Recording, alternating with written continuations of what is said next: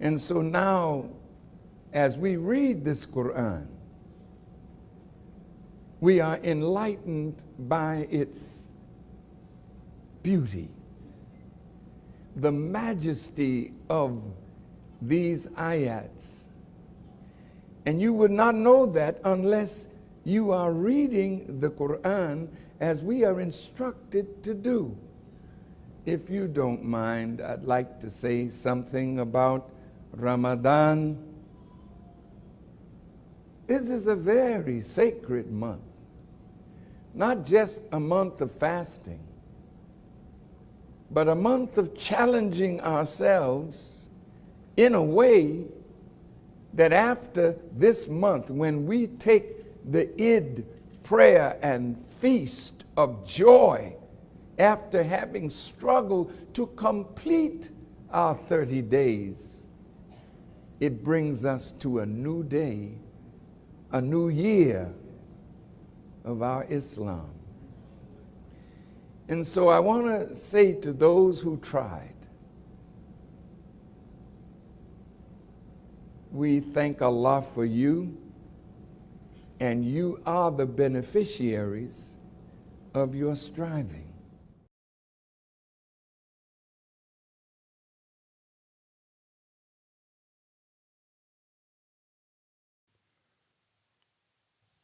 Peace, family. Are you all able to hear me? Yes, but we can't Yeah. see. Yes, sir. Yes.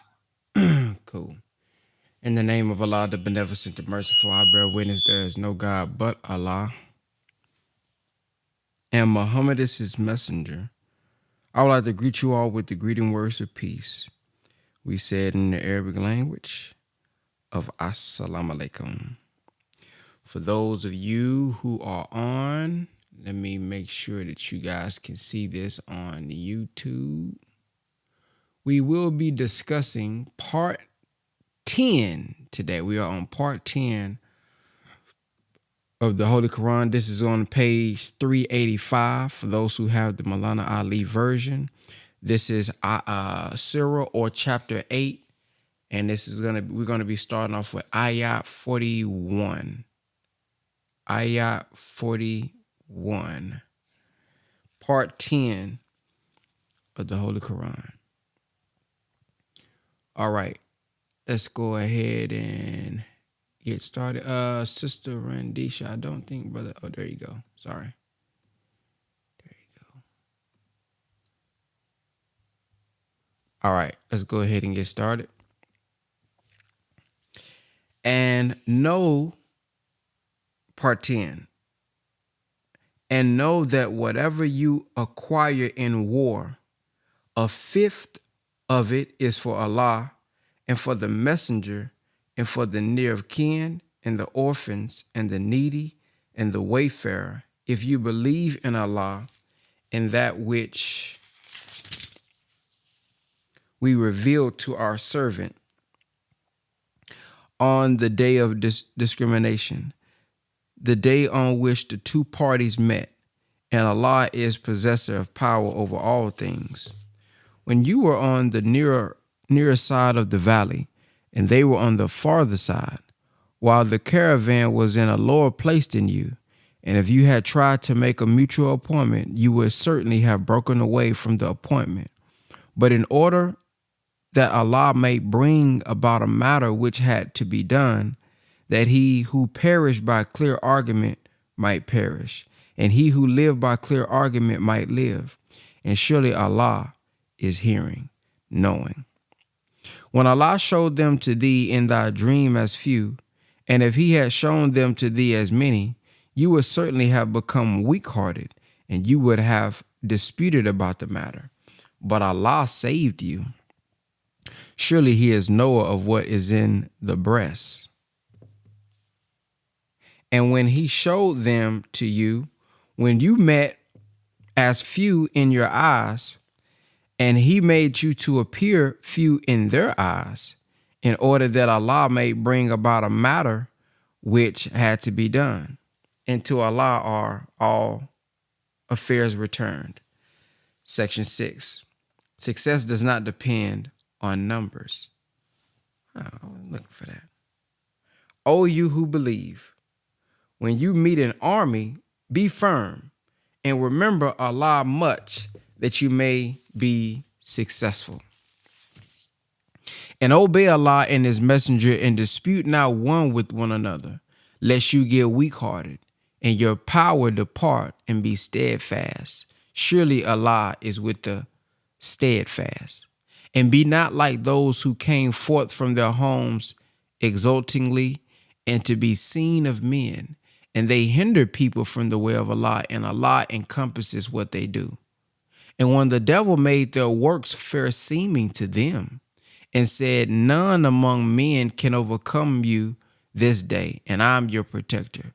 But when the two armies came in sight of one another, he turned upon his heels and said, surely I am clear of you. I see what you see not. Surely I fear Allah, and Allah is severe in requiting. Section 7. Enemy strength weakened. And when the hypocrites and those in whose hearts is a disease said, their religion has deluded them, and whoever trusts in Allah, then surely Allah is mighty, wise. And if thou couldn't see, when the angels cause to die those who disbelieve, smiting their faces and their backs and saying, taste the punishment of burning. This is for that which your own hands have sent on before, and because Allah is not in the least unjust to the servants. In the matter of the people of Pharaoh and those before them, they disbelieved in Allah's messages, so Allah punished them for their sins. Surely Allah is strong, severe in requiting. This is because Allah never changes a favor which he has conferred upon a people until they change their own condition. And because Allah is hearing, knowing. In the manner of the people of Pharaoh and those before them, they rejected the messages of their Lord, so we destroyed them for their sins. And we drowned Pharaoh's people, and they were all wrongdoers. Surely the vilest of beasts in Allah's sight are those who disbelieve. Then they would not believe. Those with whom thou makest an agreement, then they break their agreement every time, and they keep not their duty. So if thou overtake them in war, scatter by them those who are behind them, and that they may be mindful. And if thou fear treachery on the part of a people, throw back to them their treaty on terms of equality. Surely Allah loves not the treacherous. Next up, Brother King Cam.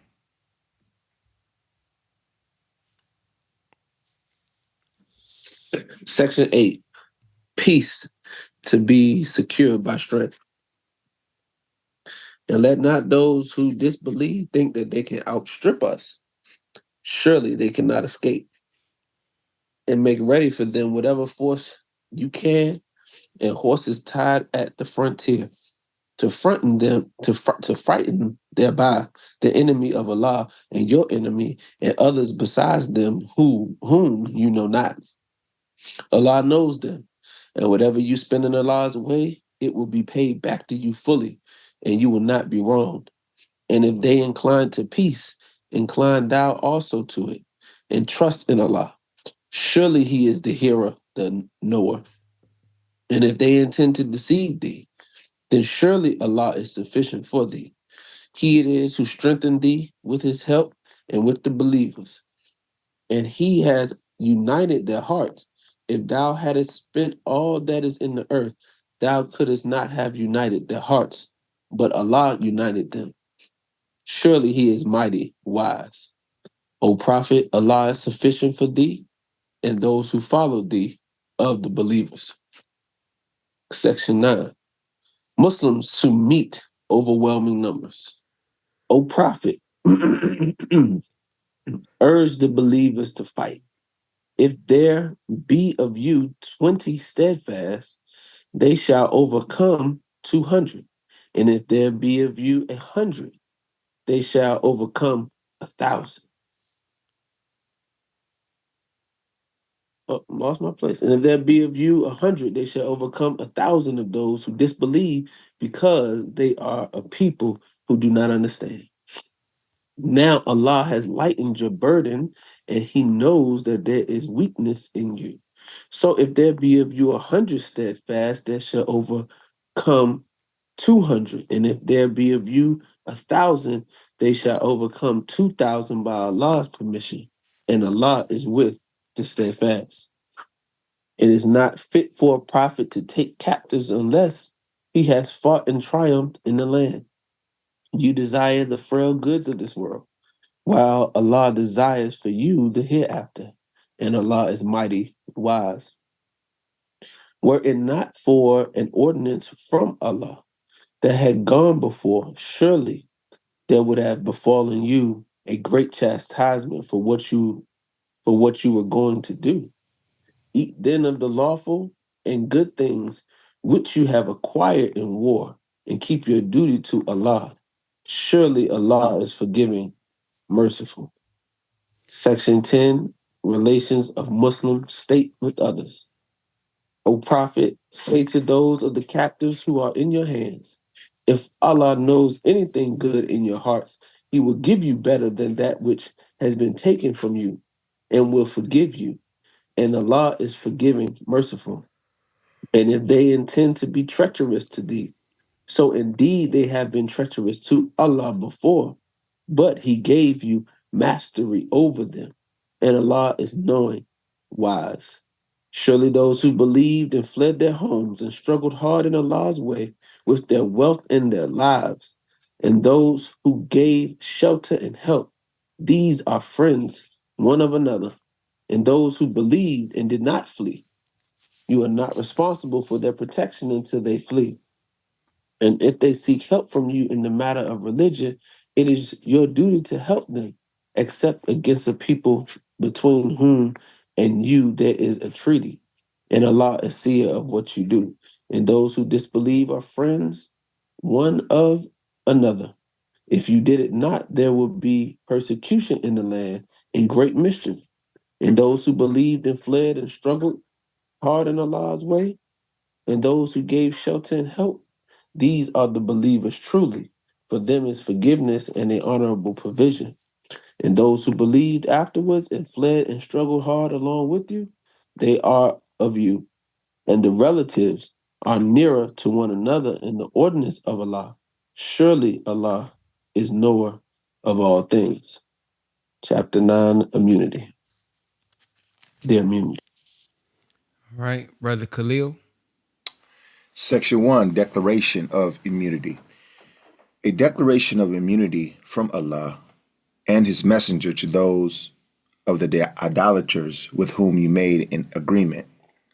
So go about in the land for 4 months and know that you cannot escape Allah, and that Allah will disgrace the disbelievers.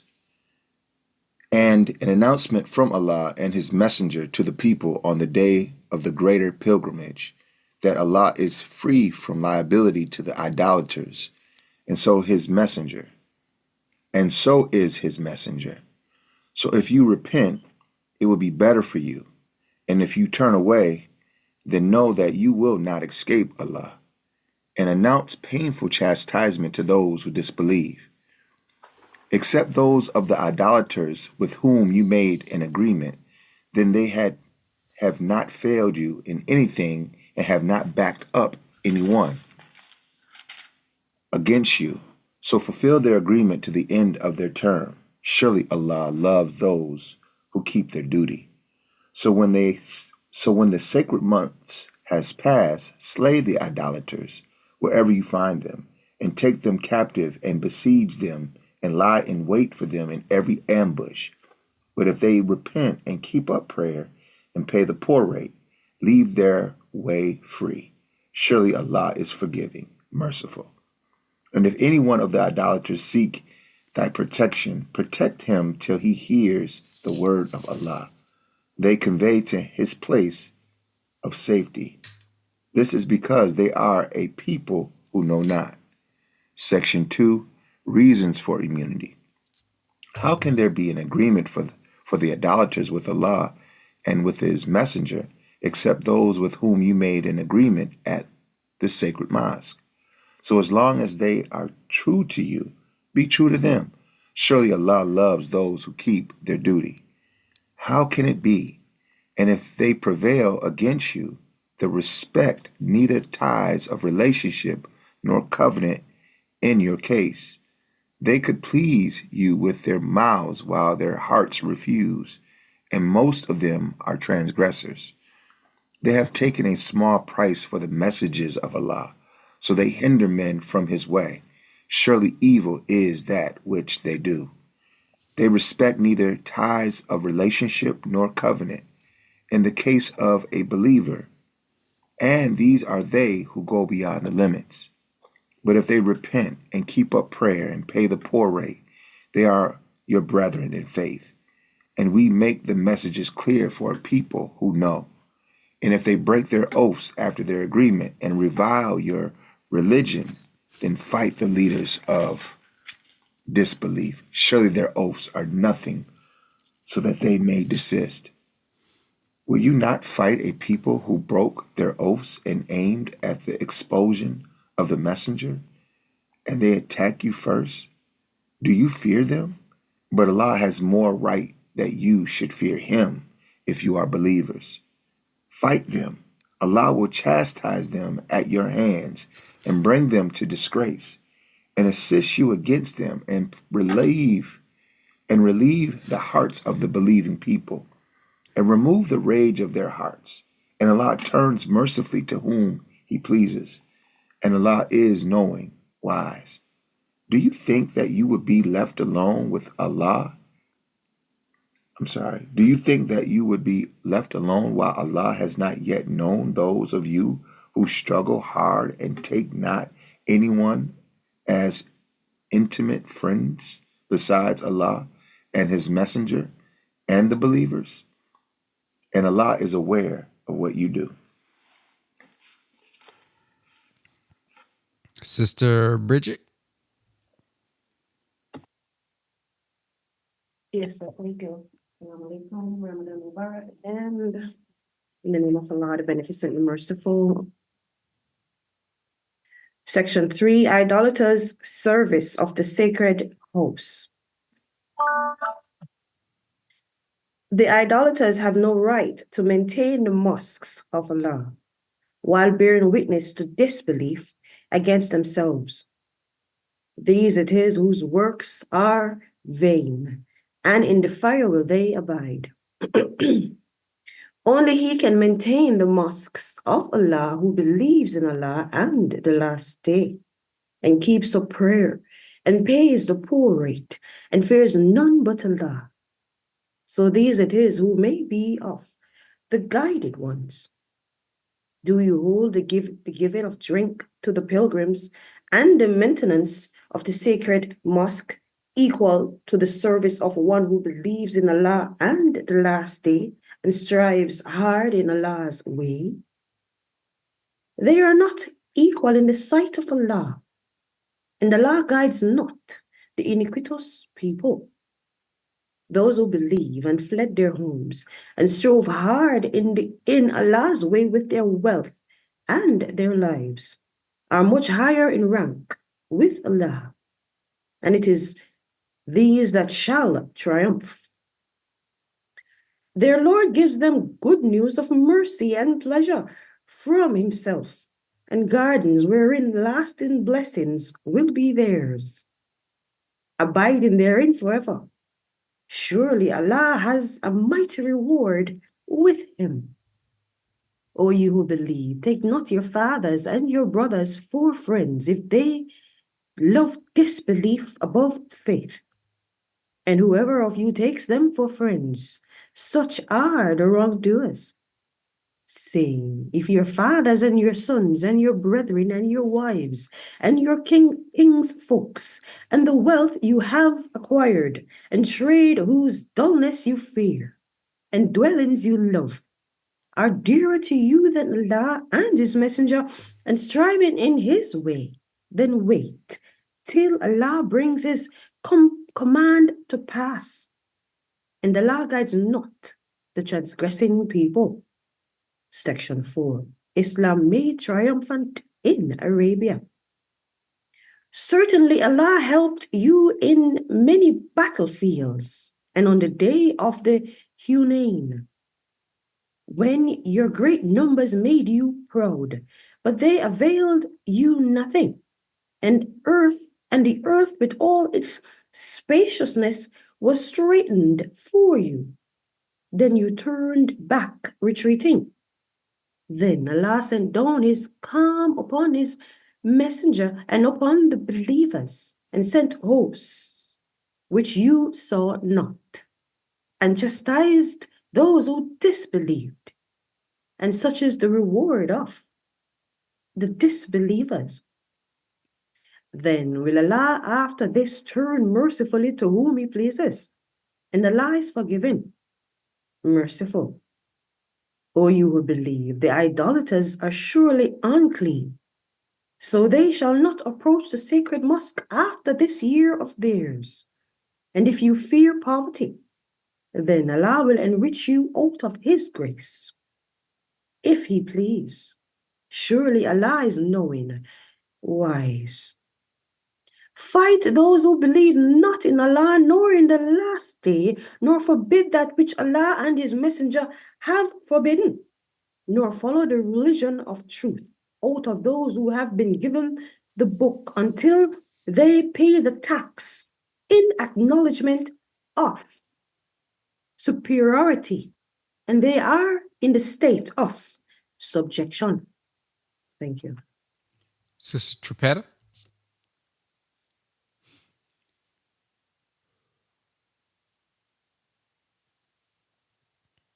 All right, Sister Grace. Section 5. Islam will triumph in the world. And the Jews say, Ezra is the son of Allah, and the Christians say, the Messiah is the son of Allah. These are the words of their mouths. They imitate the saying of those who disbelieved before. Allah's curse be on them, how they are turned away. They take their doctors of law and their monks for lords besides Allah, and also the Messiah, son of Mary. And they are enjoined that they should serve one God only. There is no God but he glorified from what they set up with him. They desire to put out the light of Allah with their mouths, and Allah will allow nothing save the perfection of his light, though the disbelievers are averse. He it is who has sent his messenger with the guidance and the religion of truth, that he may make it prevail over all religions, though the polytheists are averse. O you who believe, surely many of the doctors of law and the monks eat away the property of men falsely, and hinder them from Allah's way. And those who hoard up gold and silver and spend it and not in Allah's way, announce to them a painful chastisement. On the day when it will be heated in the fire of hell, then their foreheads and their sides and their backs will be branded with it. This is what you hoarded up for yourselves. So taste what you used to hoard. Surely the number of months with Allah is 12 months by Allah's ordinance. Since the day when he created the heavens and the earth, of these 4 are sacred. That is the right religion. So wrong not yourselves therein, and fight the polytheists altogether as they fight you altogether. And know that Allah is with those who keep their duty. Postponing of the sacred month is only in addition in disbelief, whereby those who disbelieve are led astray. They allow it 1 year and forbid it another year, that they may agree in the number of months with which Allah has made sacred, and thus make lawful what Allah has forbidden. The evil of their doings is made fair seeming to them, and Allah guides not the disbelieving people. Section 6. The Tabuk Expedition. O you who believe, what excuse have you that when it is said to you, go forth in Allah's way, you should incline heavenly to earth? Are you content with this world's life instead of the hereafter? The provision of this world's life is but little as compared with the hereafter. If you go not forth, he will chastise you with a painful chastisement and bring in your place a people other than you, and you can do no harm, and you can do him no harm. And Allah is possessor of power over all things. If you help him not, Allah certainly helped him when those who disbelieve expelled him, he being the second of the two. When they were both in the cave, when he said to his companion, "Grieve not, surely Allah is with us." So Allah sent down his tranquility on him and strengthened him with hosts which you saw not, and made lowest the word of those who disbelieved. And the word of Allah that is the uppermost, and Allah is mighty, wise. Go forth, light and heavy, and strive hard in Allah's way with your wealth and your lives. This is better for you if you know. Had it been a near gain in a short journey, they would certainly have followed thee. But the hard journey was too long for them, and they will swear by Allah. If we had been able, we would have gone forth with you. They cause their own souls to perish, and Allah knows that they are liars. All right. Sister Tripetta, are you ready? Hi. Yes, I am. You coming in Thank you coming in choppy you though. so much. You The hypocrite you coming in section choppy. 7. Are you on Oh Wi-Fi? no. And I'm not on Bluetooth. Are you on Wi-Fi though? Can I try again? Still? Okay, I'm sorry. Yeah, let's go to the next. Let's No, see if I'm she's on just on. Wi-Fi and see if I she can. don't think so, but I don't know. I'm sorry. No All problem. right. Okay. Yeah, let's see if she can. Sister Talia. Section 7, the hypocrites. Allah, pardon thee. Why didst thou permit them until those who spoke the truth had become manifest to thee, and thou hadst known the liars? Those who believe in Allah and the last day ask not leave of thee to stay away from striving hard with their wealth and their persons. And Allah is knower of those who keep their duty. They alone ask leave of thee who believe not in Allah and the last day, and their hearts are in doubt. So in their doubt they waver. And if they had intended to go forth, they would certainly have provided equipment for it. But Allah did not like their going forth. So he withheld them. And it was said, hold back with those who hold back. Had they gone forth with you, they would have added to you naught but trouble, and would have hurried to and fro among you, seeking to sow dissension among you. And among you there are those who would listen to them, and Allah well knows the wrongdoers. Certainly they sought to sow dissension before, and they devised plots against thee till the truth came. And Allah's command prevailed, though they did not like it. Among them is he who says, excuse me, and try me not. Surely into trial have they already fallen, and truly hell encompasses the disbelievers. If good befalls thee, it grieves them. And if hardship afflicts thee, they said, indeed, we have taken care of our affair before. And they turned away rejoicing. Say, nothing will afflict us save that which Allah has ordained for us. He is our patron, and on Allah let the believers rely. Say, do you wait for us but one of two most excellent things? And we wait for you that Allah will afflict you with chastisement from himself or by our hands. So wait, we too are waiting with you. Say, spend willingly or unwillingly, it will not be accepted from you. Surely you are a transgressing people, and nothing hinders their contributions being accepted from them, except that they disbelieve in Allah and his messenger, and they come not to prayer except as lazy people, and they spend not but while they are reluctant. Let not then their wealth nor their children excite thine admiration. Allah only wishes to chastise them therewith in this world's life, and that their souls may depart while they are disbelievers. And they swear by Allah that they are truly of you, and they are not of you, but they are people who are afraid. If they could find a refuge or caves or a place to enter, they would certainly have turned thereto, running away in all haste. And of them are those who blame thee in the matter of the alms. So if they are given thereof, they are pleased, and if they are not given thereof, lo, they are enraged. And if they were content with that with which Allah and His Messenger gave them, and has said, Allah is sufficient for us, Allah soon will give us more out of His grace, and His Messenger too. Surely to Allah we make petition. Section 8. The hypocrites. Zakat. Charity is only for the poor and the needy, and those employed to administer it, and those whose hearts are made to incline to truth, and to free the captives, and those in debt, and in the way of Allah, and for the welfare, an ordinance from Allah, and Allah is knowing, wise.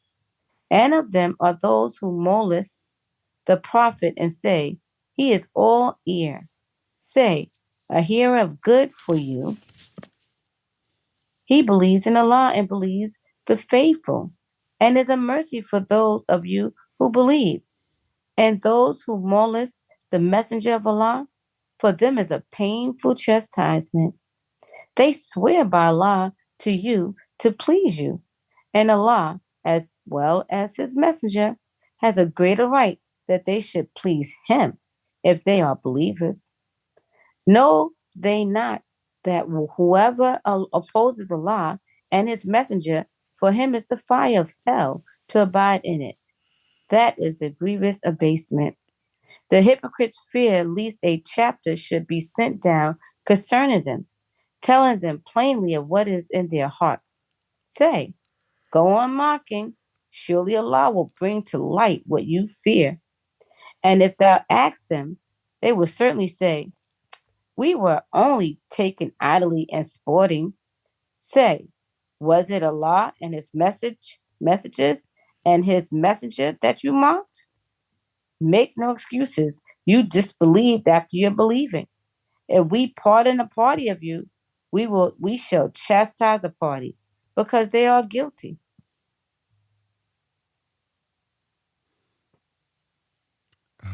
Sister Shireen. Section 9. The hypocrites. The hypocrites, men and women, are all alike. They enjoin evil and forbid good and withhold their hands. They have forsaken Allah, so He has forsaken them. Surely the hypocrites are the transgressors. Allah promises the hypocrites, men and women, and the disbelievers the fire of hell to abide therein. It is enough for them. And Allah curses them, and for them is a lasting chastisement. Like those before you, they were stronger than you in power and had more wealth and children. So they enjoyed their portion. Thus have you enjoyed your portion, as those before you enjoyed their portion, and you indulged in idle talk as they did. These are they whose works are null in this world and the hereafter, and these are they who are the losers. Has not the story reached them of those before them, of the people of Noah and Ad and Talmud, and the people of Abraham, and the dwellers of Midian, and the overthrown cities? Their messengers came to them with clear arguments. So Allah wronged them not, but they wronged themselves. And the believers, men and women, are friends of one another. They enjoin good and forbid evil and keep up prayer and pay the poor rate and obey Allah and His Messenger. As for these, Allah will have mercy on them. Surely Allah is mighty, wise. Allah has promised to the believers, men and women, gardens wherein flow rivers, to abide therein, and goodly dwellings and gardens of perpetual abode. And greatest of all is Allah's goodly pleasure. That is the grand achievement. Section 10, the hypocrites. O Prophet, strive hard against the disbelievers and the hypocrites and be firm against them. And their abode is hell, and evil is the destination. They swear by Allah that they said nothing, and certainly they did speak the word of disbelief and disbelieved after their Islam, and they purposed that which they could not attain. And they sought revenge only because Allah, as well as His Messenger, had enriched them out of His grace. So if they repent, it will be good for them, and if they turn away, Allah will chastise them with a painful chastisement in this world and the hereafter, and they shall have in the earth neither a friend nor a helper. And of them are those who made a covenant with Allah. If He give us out of His grace, we will certainly give alms and be of the righteous. But when He gave them out of His grace, they became niggardly of it, and they turned away, and they are averse. So he requited them with hypocrisy in their hearts till the day when they meet Him, because they broke their promise with Allah and because they lied. Know they not that Allah knows their hidden thoughts and their secret counsels, and that Allah is the great knower of the unseen things?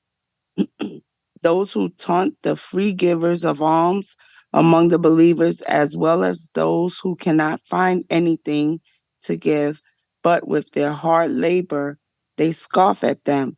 Allah will pay them back their mockery, and for them is a painful chastisement. Ask forgiveness for them or ask not forgiveness for them. Even if thou ask forgiveness for them 70 times, Allah will not forgive them. This is because they disbelieve in Allah and His Messenger, and Allah guides not the transgressing people. Sister Nakisha. Nakisha.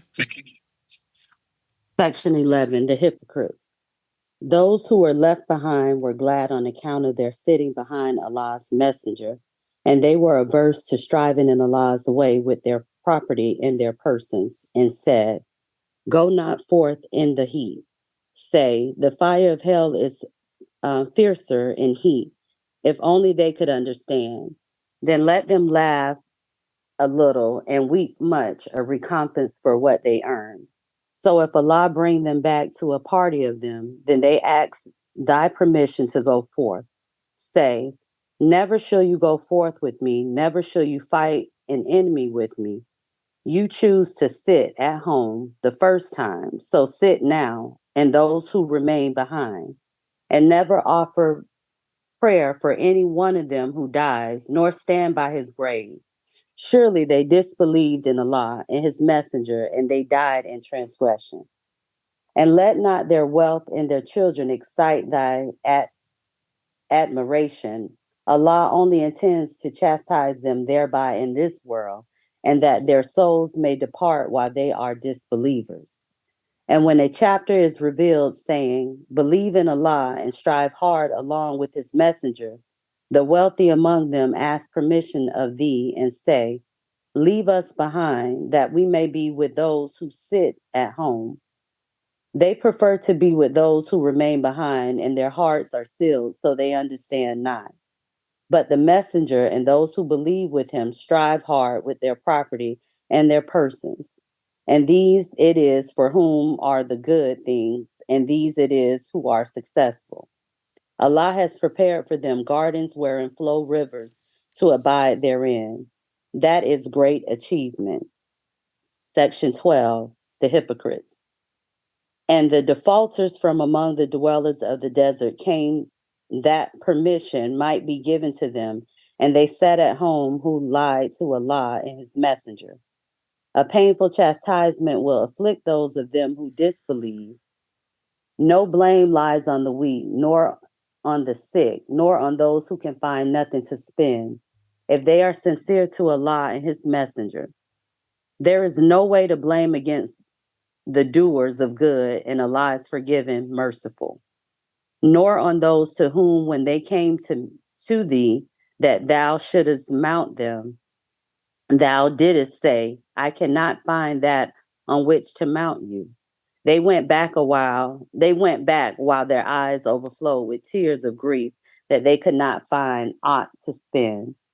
The way to blame is only against those who ask permission of thee, though they are rich. They have chosen to be with those who remain behind, and Allah has sealed their hearts, so they know not.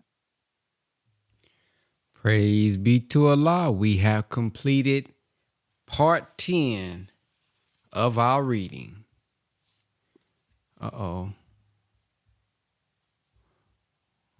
Hold on now.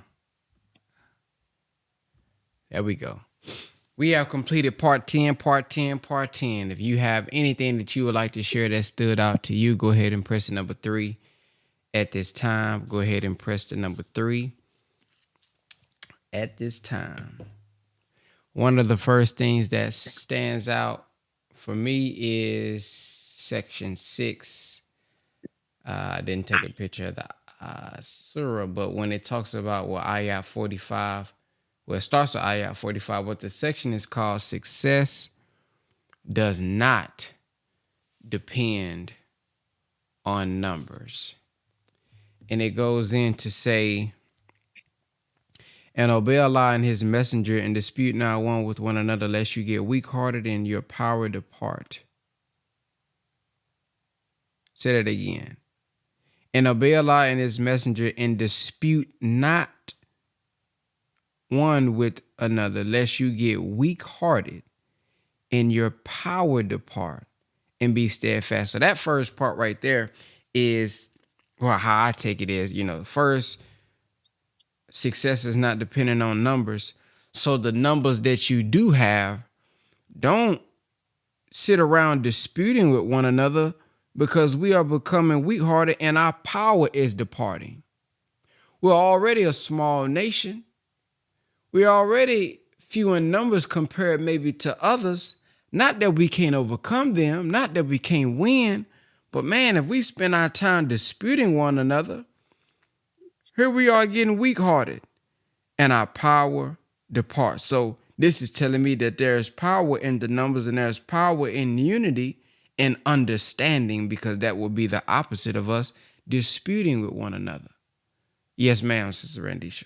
Then it goes on, and be not like those who came forth from their homes exultingly and to be seen of men, and they hinder people from the way of Allah, and Allah encompasses what they do.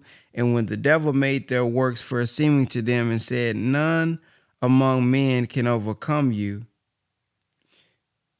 this day, and I am your protector. But when the two armies came in sight of one another, he turned upon his heels, and surely I am clear of you. I see what you know not. I think there's a part in this where he talks about, let me see if I can find it. I think I took a picture of it. Let me see.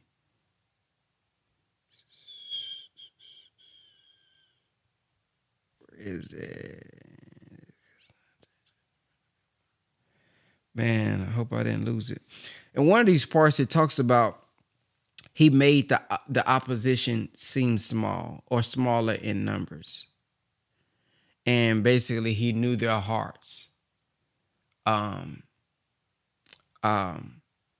Because he knows success isn't dependent on numbers. So what happens, this is the thought that came to my mind, what happens when we know success isn't dependent on numbers? There are times and there are things that we aren't going out to accomplish because we don't think we have big enough numbers. Oh, well, my team ain't all the way built yet. when there are those who may have bigger followers than us, and it's time for us to respond or rebuttal. Oh, well, we're not big in numbers. My numbers isn't as big. My views, my followers ain't as big, so man, I'm wasting my time. Says who? How you know that one may not catch fire? So it just makes me think about other areas of our life that we think we aren't big in numbers, that we're not where we need to be yet potentially.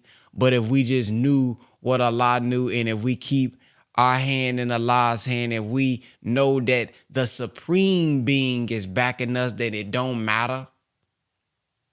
And sometimes if we just leap out there and on faith, the number we have isn't what matters.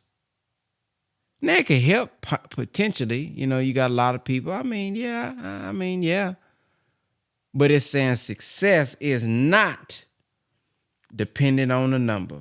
In fact, the minister has a video saying Pharaoh had more people, but Moses was much more important in the eyesight of God.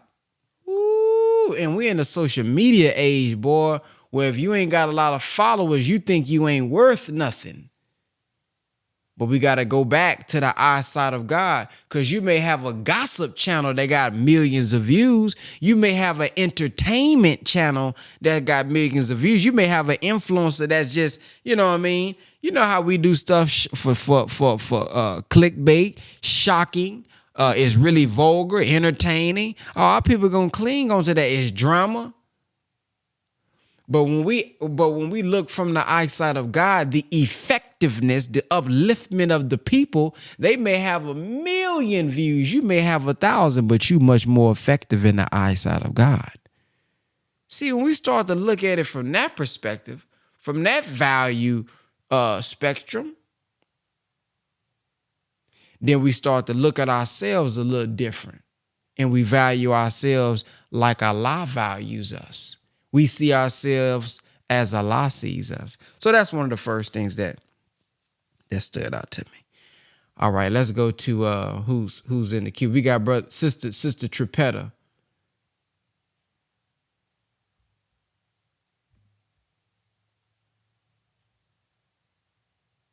All right, let's go to Brother King Cam. Assalamu alaikum. What stood out to me was in chapter or Surah 8, ayat 65 and 66. Now, I had mentioned this a couple of days ago when I talked about how remaining steadfast was a constant theme that we kept coming across. And here it is again, popping up again, that's steadfast. So in Surah 8, verse 65, in section 9, it says, O prophet, urge the believers to fight. If there be of you 20 steadfast, they shall overcome 200. And if there be of you 100, they shall overcome 1,000 of those who disbelieve, because they are a people who do not understand. And 66 says, now Allah has lightened your burden, and he knows that there is weakness in you. That's important. He said, now Allah has lightened your burden, and he knows that there is weakness in you. So if there be of you 100 steadfast, they shall overcome 200. And if there be of you 1,000, they shall overcome 2,000 by Allah's permission. And Allah is with the steadfast. Well, in the footnotes, it says that 65, that the Muslims were very few as compared with their enemies. And there was not even one Muslim to 10 disbelievers. So when we look at that and we can bring it up to modern times, as you was mentioning, Brother Ben, the camelback on the fact that success does not depend on numbers, but we see the small nation of Islam compared to the enemies, most people don't think anything can be achieved. Or when you look at yourself and you say, hey, I'm just one person compared to the obstacles in my life, you don't believe that you can overcome and that you can achieve and be successful. But Allah is with the steadfast. Well, what does the steadfast mean? We went over the definition before. Let's refresh the mind on what steadfast means. Steadfast means, according to Merriam-Webster, firmly fixed in place, not subject to change, firm in belief, determination, or adherence. So if you are steadfast in your idea, if you're steadfast in whatever it is you set your mind to, that means you firmly fixed. You're not subject to change. You're firm in belief. You're determined. So don't let circumstances cause you to be moved off of your determination. Don't allow circumstances to cause you to become movable when steadfast means to be immovable. When we look at the example among us today in the Honorable Minister Louis Farrakhan, he has been steadfast in his belief. He has been steadfast in the teachings of the Most Honorable Elijah Muhammad. And it clearly says in the Quran that Allah is with the steadfast. So if we study the Million Man March, there were many obstacles that opposed the Honorable Minister Louis Farrakhan in the Million Man March. To call 1 million men to DC on Monday, a black man, and they had to pay their way with no media coverage. There was no social media at the time, and the mainstream media was not helping to promote this event, and the minister went on touring city after city after city, meeting after meeting after meeting, calling the men to DC. 1 million men to DC, and almost 2 million men showed up. That is an example of Allah being with the steadfast, and Allah will be with you if we are firm and immovable in our determination, in our belief, in our adherence. So we don't have to worry about the numbers, family. It's not in the numbers. It's about our belief and remaining steadfast. Assalamu alaikum. Walaikum salam. Praise be to Allah. Another definition I liked says, y'all, staying the same for a long time and not changing quickly or unexpectedly. It says Allah is with the steadfast.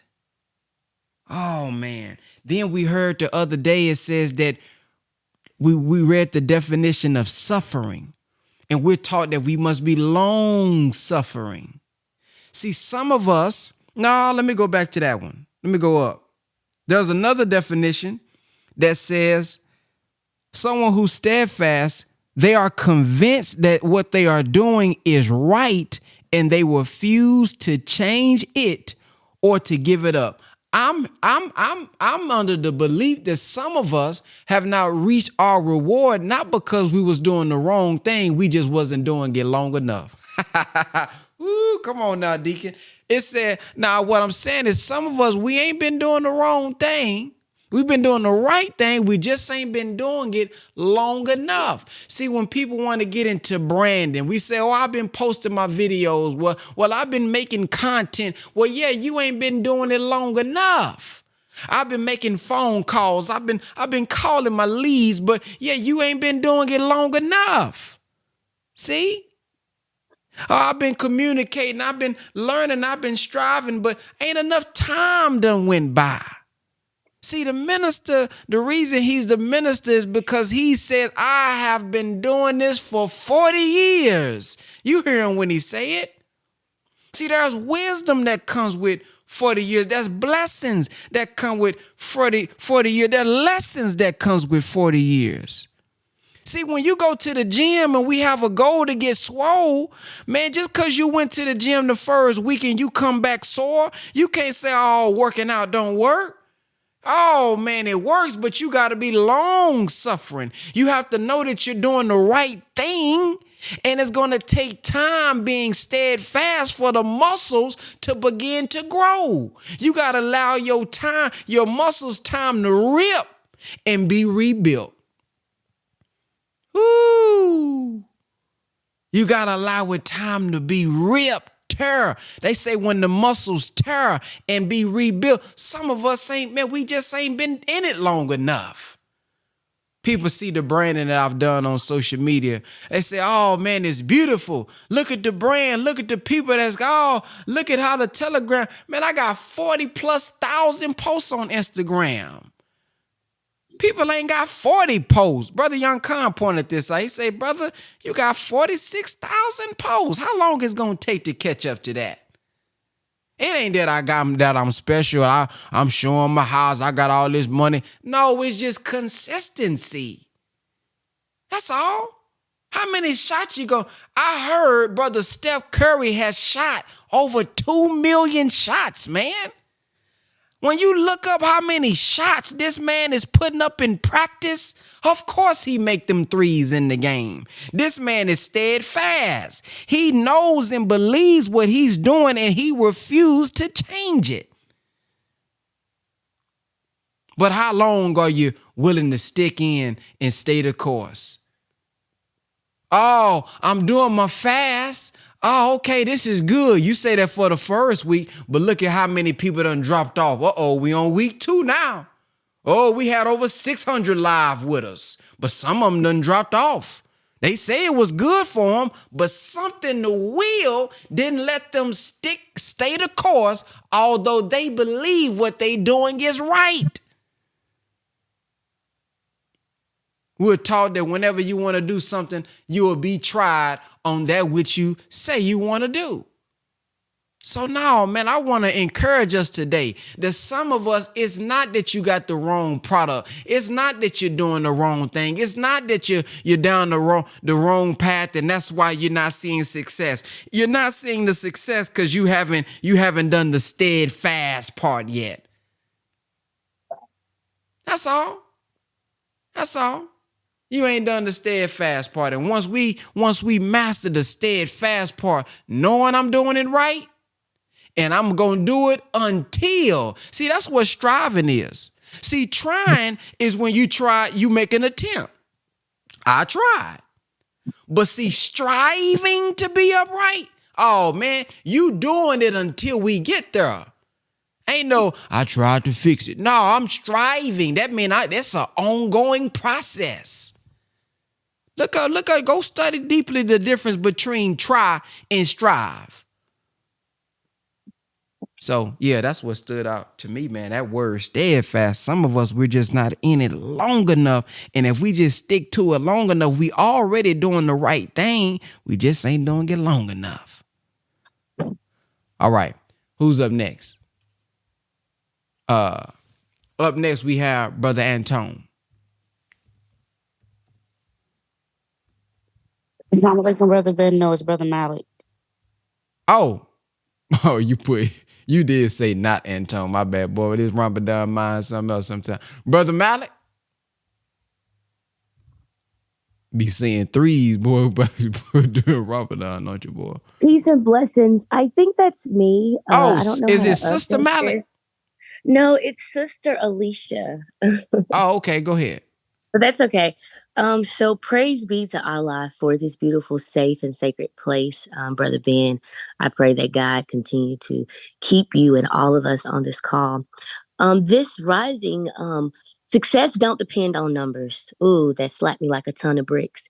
Because Allah gave me clear instructions to go out and utilize the gift that he gave me freely and give it away. And I didn't be obedient to Allah's instructions in an effort to sacrifice, because I'm a true servant of God, and serve a friend who pretended to be in need. But then suddenly, because I wouldn't serve her in the capacity that she wanted me to, she wanted to place me, she became my enemy. And I'm going to be completely honest. My heart was weakened. My power, it didn't depart, but it felt like it got depleted.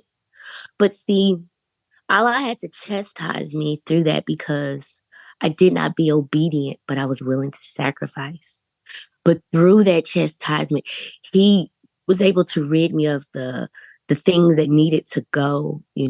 I was able to go through the fire and remain steadfast like we are currently speaking about. And right now, what stood out to me today, because I've been going through a lot since uh my stance to stay steadfast and stand on what God said and what Allah told me to do his business. And so she's been fighting me, and I'm not gonna lie, it's been difficult, it's been laborious. And because my heart is not to hurt, my heart is not to fight, I've been stuck in between this rock and a hard place trying to understand. Should I let her know, like, hey, you messing with the wrong person? Cause like I left in peace. Although it was chaotic, I left in peace. I left in tears. But this morning, when I was reading, it says, will you not fight a people who broke their oaths and aimed at the explosion of the messenger? Me, God, I'm a messenger, and attacked you first? Do you fear them, but Allah has more right that you should fear him if you are believers? Fight them. Allah will chastise them at your hands and bring them disgrace and assist you against them and relieve their hearts of a believing people. When I say fight, I don't want to fight her. My fight is a peaceful fight.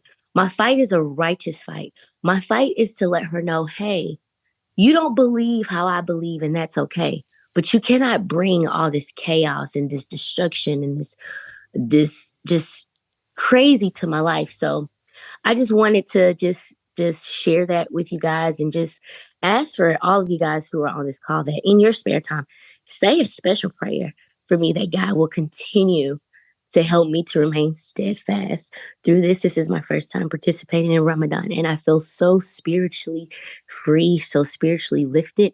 And just thank you guys for this sacred space and sharing of God's holy word.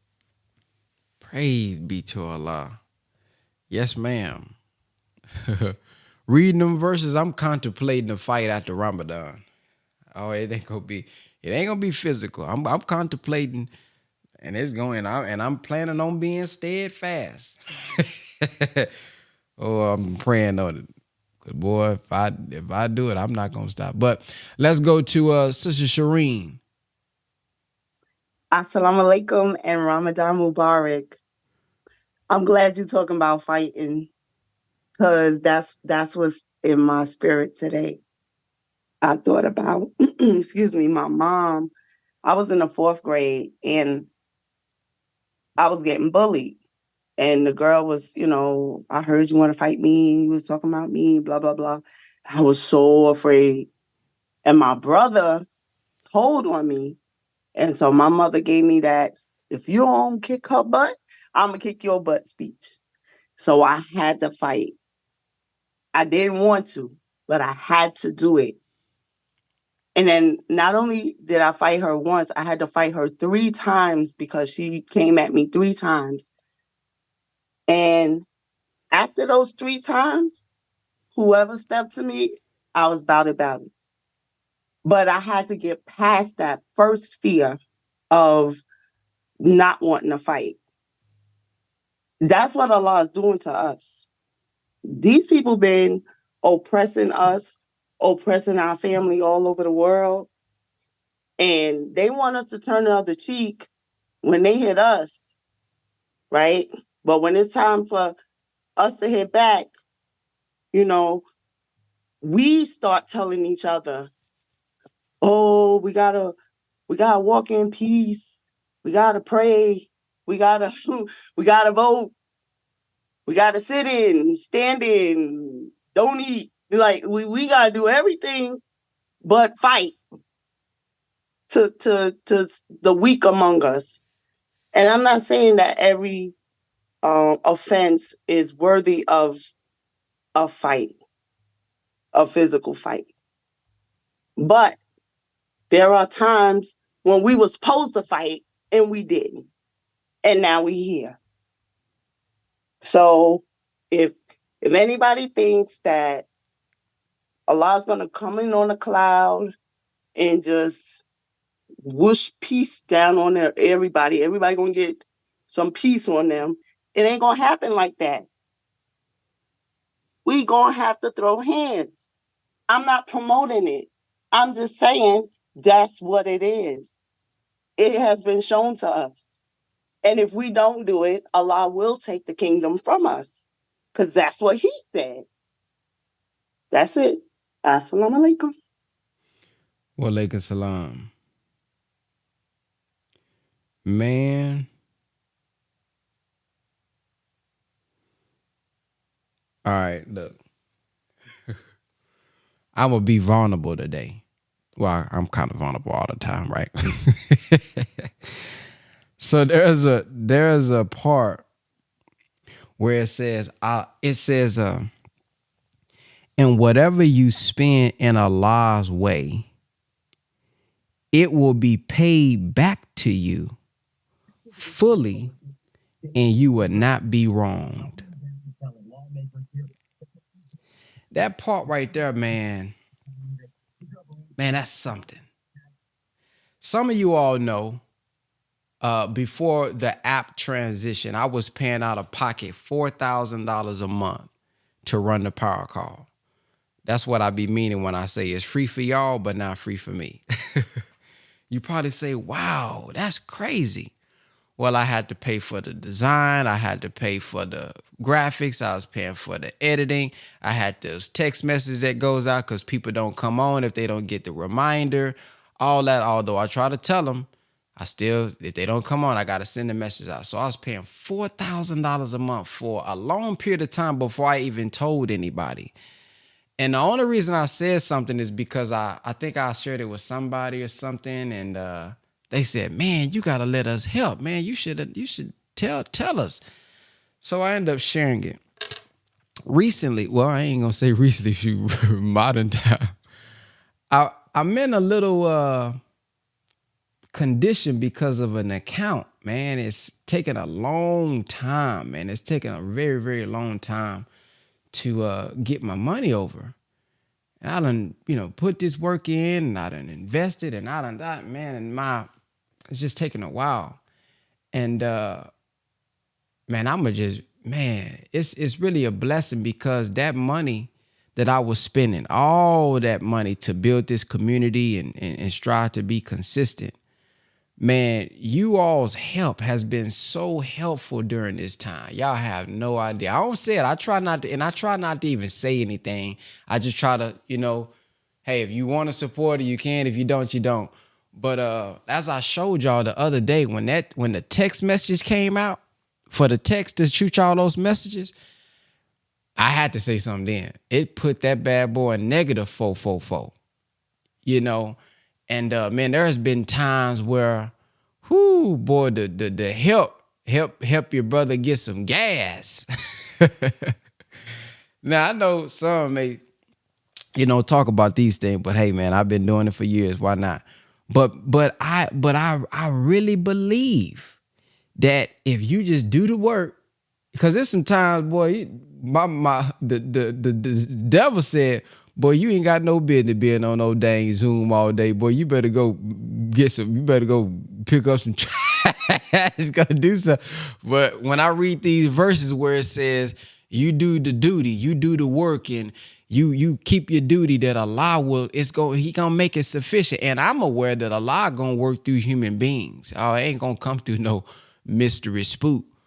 But man, it just bears witness to where, man, if you spin out of the way of Allah, I mean, it comes back to you, and it's coming back through those who are being impacted. I really, really, really do not like to get something for nothing.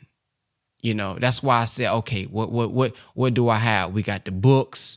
Okay, what do we have? We got this. What can I create? What can I give in return for the hard work? Now, I know some are going to say, well, the power call, getting on the call. And yeah, I mean, yeah, that too. But I just always want to over deliver.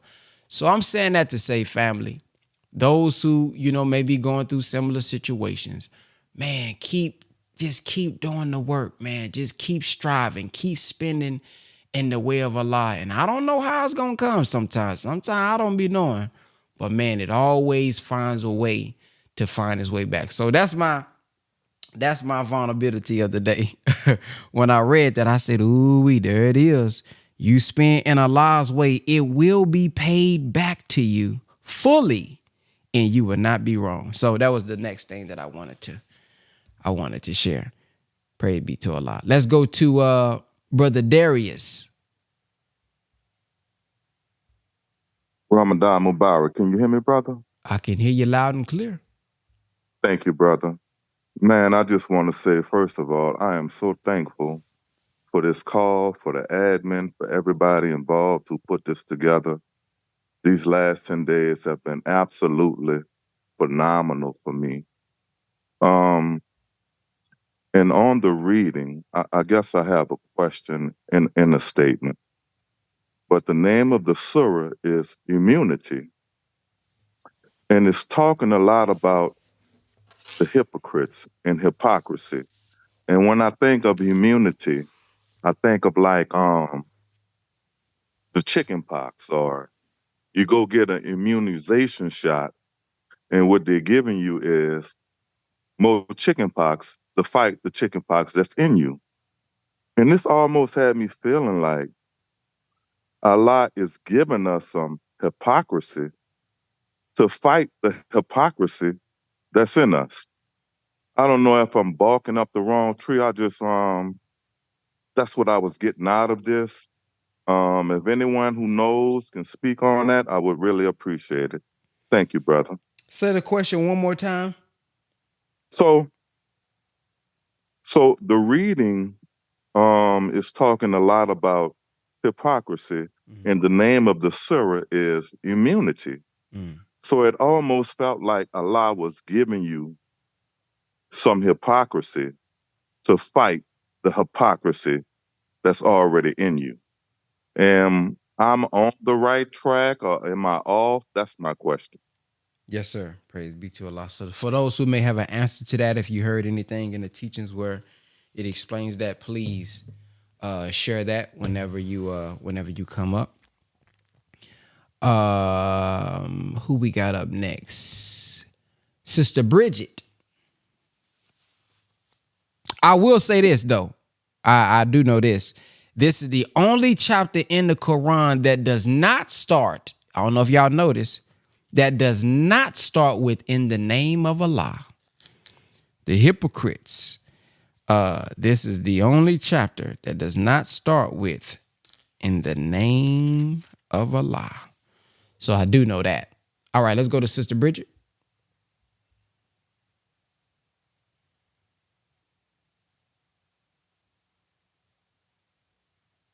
Sister Bridget here? I don't see her. She might have dropped off. No, she's here. 1 second.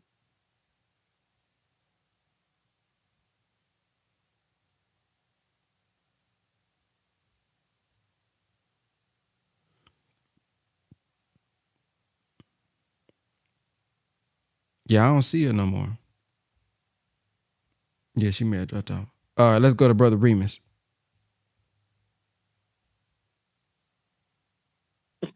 Yes, sir, beloved. Salam alaikum, family. Walaikum Ramadan salam. Mubarak. Ramadan Kareem. Yes, sir, brother Darius. Allah lets us see the hypocrisy in self to know how to deal with it. If you don't recognize something, you can't deal with it. Brother Ben talked about the fact that this chapter, we've been through 8 chapters up to this one in chapter 9. They've all had, and the ones after this, love the Ben hit on it, will have the Bismillah Rahman Rahim, in the name of Allah, the Beneficent, the Merciful. So let me just dedicate some of these 5 minutes to this. And it's worth reading, because it says the title of this chapter is taken from the opening statement, which contains a declaration of immunity from obligations with such of the idolatrous tribes as had repeatedly broken their engagements. This declaration is one of the most important events in the history of Islam, studying Islam. For hitherto, the Muslims had constantly suffered from the hostility of the unscrupulous, idolatrous tribes who had no regard for their treaties. They had a treaty agreement, we're going to do this, and they kept breaking the treaty, dealing a blow at the Muslims whenever they had opportunity of doing so. We making our word bond, and they breaking their word. And it was causing problems. The chapter is known under various other names. Al-Tawbah, or repentance, being the best known. This is not really a new chapter. This is speaking to the why there's no Bismillah, ar-Rahman ar-Rahim. And this accounts for the Bismillah being omitted from the opening. It is admittedly a part of the last chapter, while a distinct name has been assigned to it by reason of the importance of the declaration of immunity from which it takes its name. A reference of the 7th and the 8th sections of the last chapter will show that the idolaters repeatedly broke the agreements which bound them to remain on peaceful terms with the Muslims. Y'all think about the Middle East right now. Ceasefire, breaking agreements, they still fighting. The frequent violation ultimately led to the declaration of immunity because it was impossible that the Muslims should be bound forever by the terms of those agreements, making our word bond, while their enemies could repudiate them with impunity.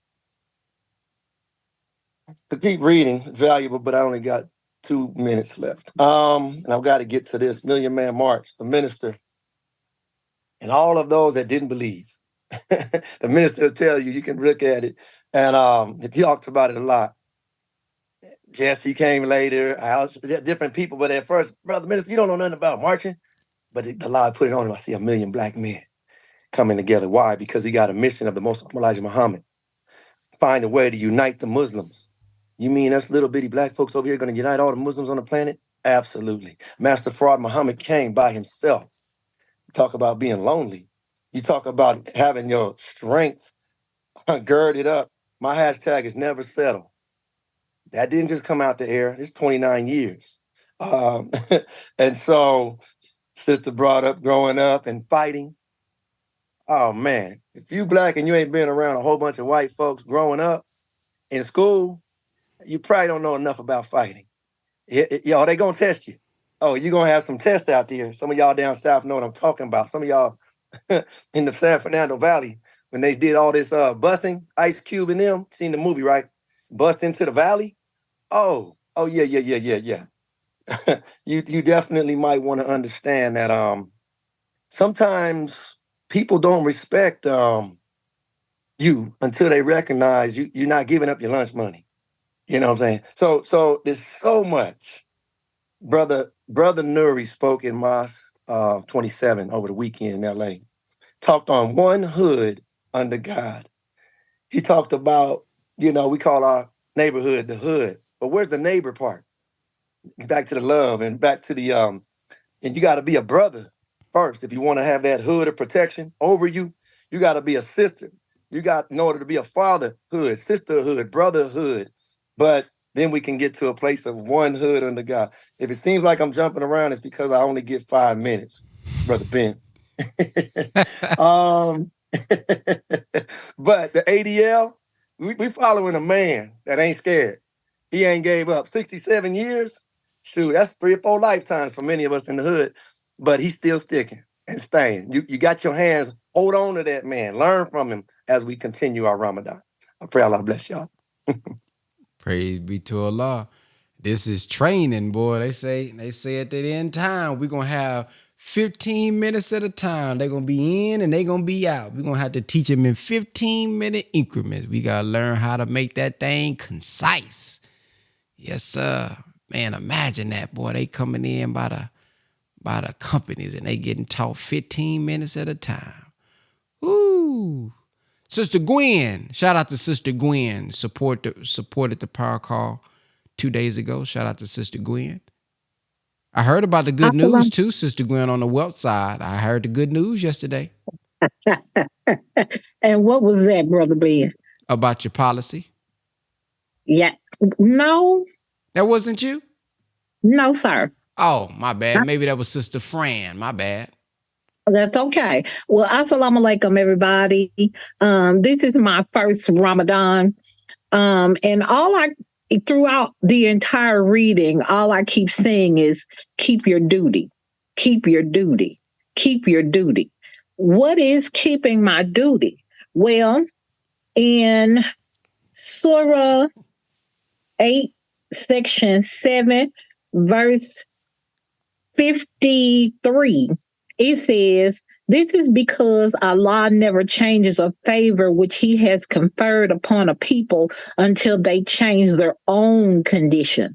And because Allah is hearing, knowing. So that brought to me, since this is my first Ramadan, and this is day 10, you know how many times I done failed?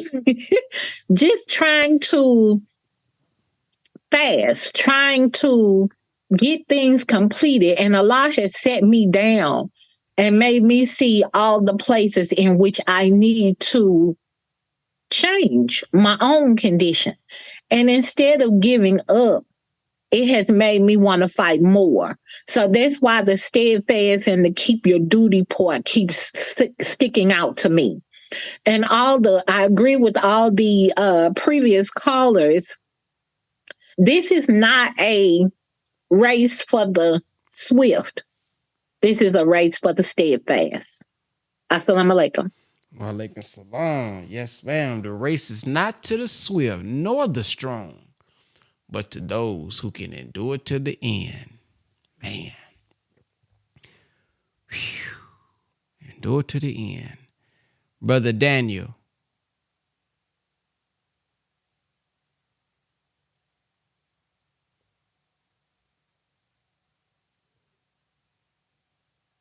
Brother Ben, can I go 2 persons after me, please? Yes, sir. Thank you. I appreciate it. Brother Cyrus said, what is Ramadan and why? Man, that's a great question, Brother Cyrus. If you want that answer, let me put the telegram for you inside of the comment section. And we are helping those inside of the telegram every day with resources, PDFs, videos, all type of stuff. So check out that telegram. You need to download the telegram app first.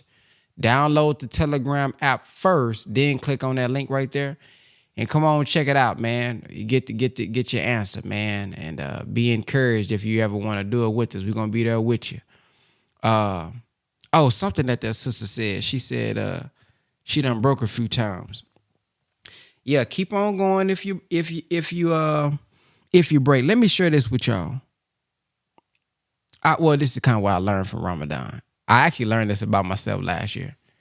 With the Ramadan, it done been so many days, man. I'm like, man, I don't feel like getting up, especially last night. Last night I was up, I don't remember Nadex, and I'm thinking I done got cold. And I done looking at my charts. And I was up at 1 o'clock last night because I was like, man, I forgot about Nadex. I was YouTubing it, trying to learn it, trying to get my skills set up with the trading. And I said, boy, you got to get up in the morning.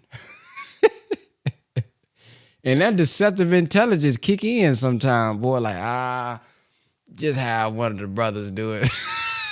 I say, man, just play one of them videos that read the Quran for you. But, when you have a purpose and you have so many depending on you, and I don't know who this is for, but this just clicked in my mind, so I'm going to share it. When you got so many people depending on you, you can't not do it. How do you not get up in the morning and you got 400 people waiting on the call? So something said in my mind, man, the purpose is more powerful in pulling than the pressure of wanting to stay asleep.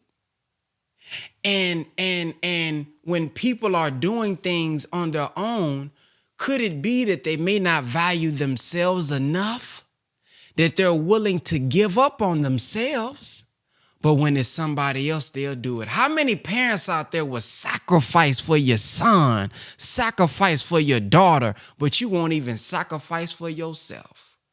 Ooh, my Lord. If your son got a basketball game early in the morning and he got to be there, you going to get up as mama and go take him there. But when it's something for mama, you can't even get up for yourself. Wow.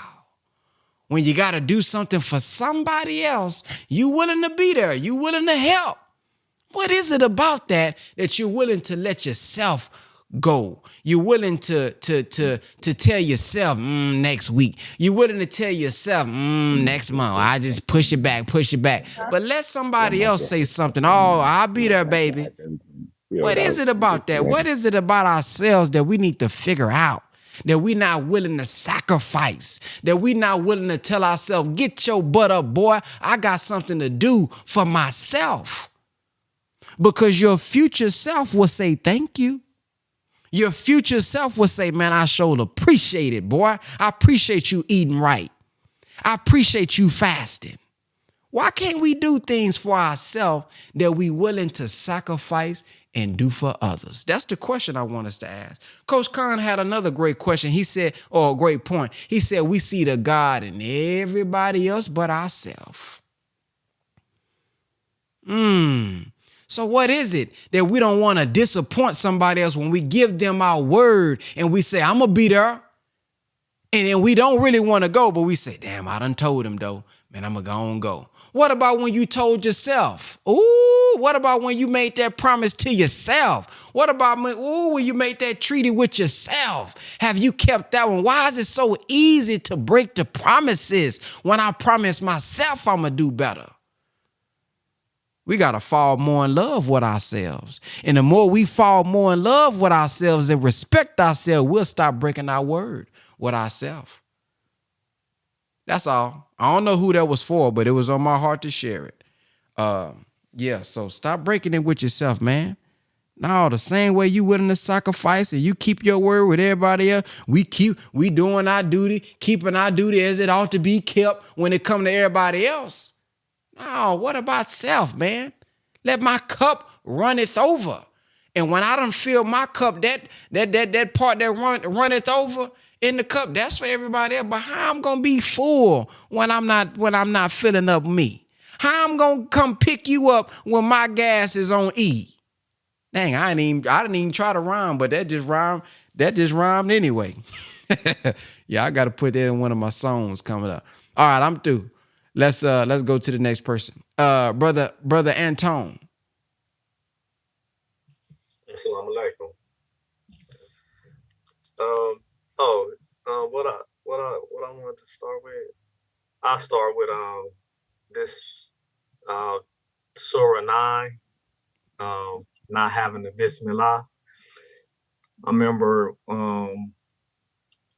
this Surah not having the Bismillah and how it immediately went in to the Muslims taking a offensive position when they come to dealing with those who have broken treaties, those who keep on, you know what I'm saying, attacking us verbally and attacking Islam. It was tied in with how on one of the lectures the minister gave, where he started the lecture off, just went right in, and that was the War of Armageddon has begun. He didn't get a greetings, he didn't bear witness, he didn't do none of that. He just went right in. And some of the brothers compare this right here with this surah of the Quran and how it just goes straight in, no Bismillah, no nothing. It just go right into dealing with the wars and the hypocrites and all this different stuff. And it's it really just all add up. And how in that lecture the minister went in basically where instead of us, you know what I'm saying, just being on the defense at that point, it's even tied in with the lawsuit being filed. We taking an offensive stand now. And you know how he went in and was speaking about, you know, all of the hypocritical practices of everybody on every level. Nothing was left unaddressed.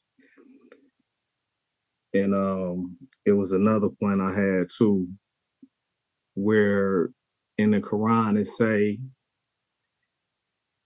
that we will get nothing but what we strive for, and soon our striving will come into focus. And that ties in with the patience and the steadfast and being consistent and not giving up.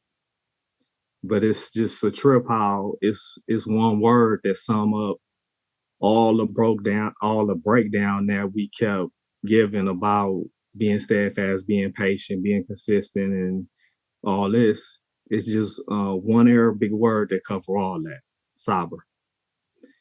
And we know that it's a whole short chapter, Asa, where it speak about indeed man is at loss, except for those who come together and remain patient and teach truth and uphold the truth.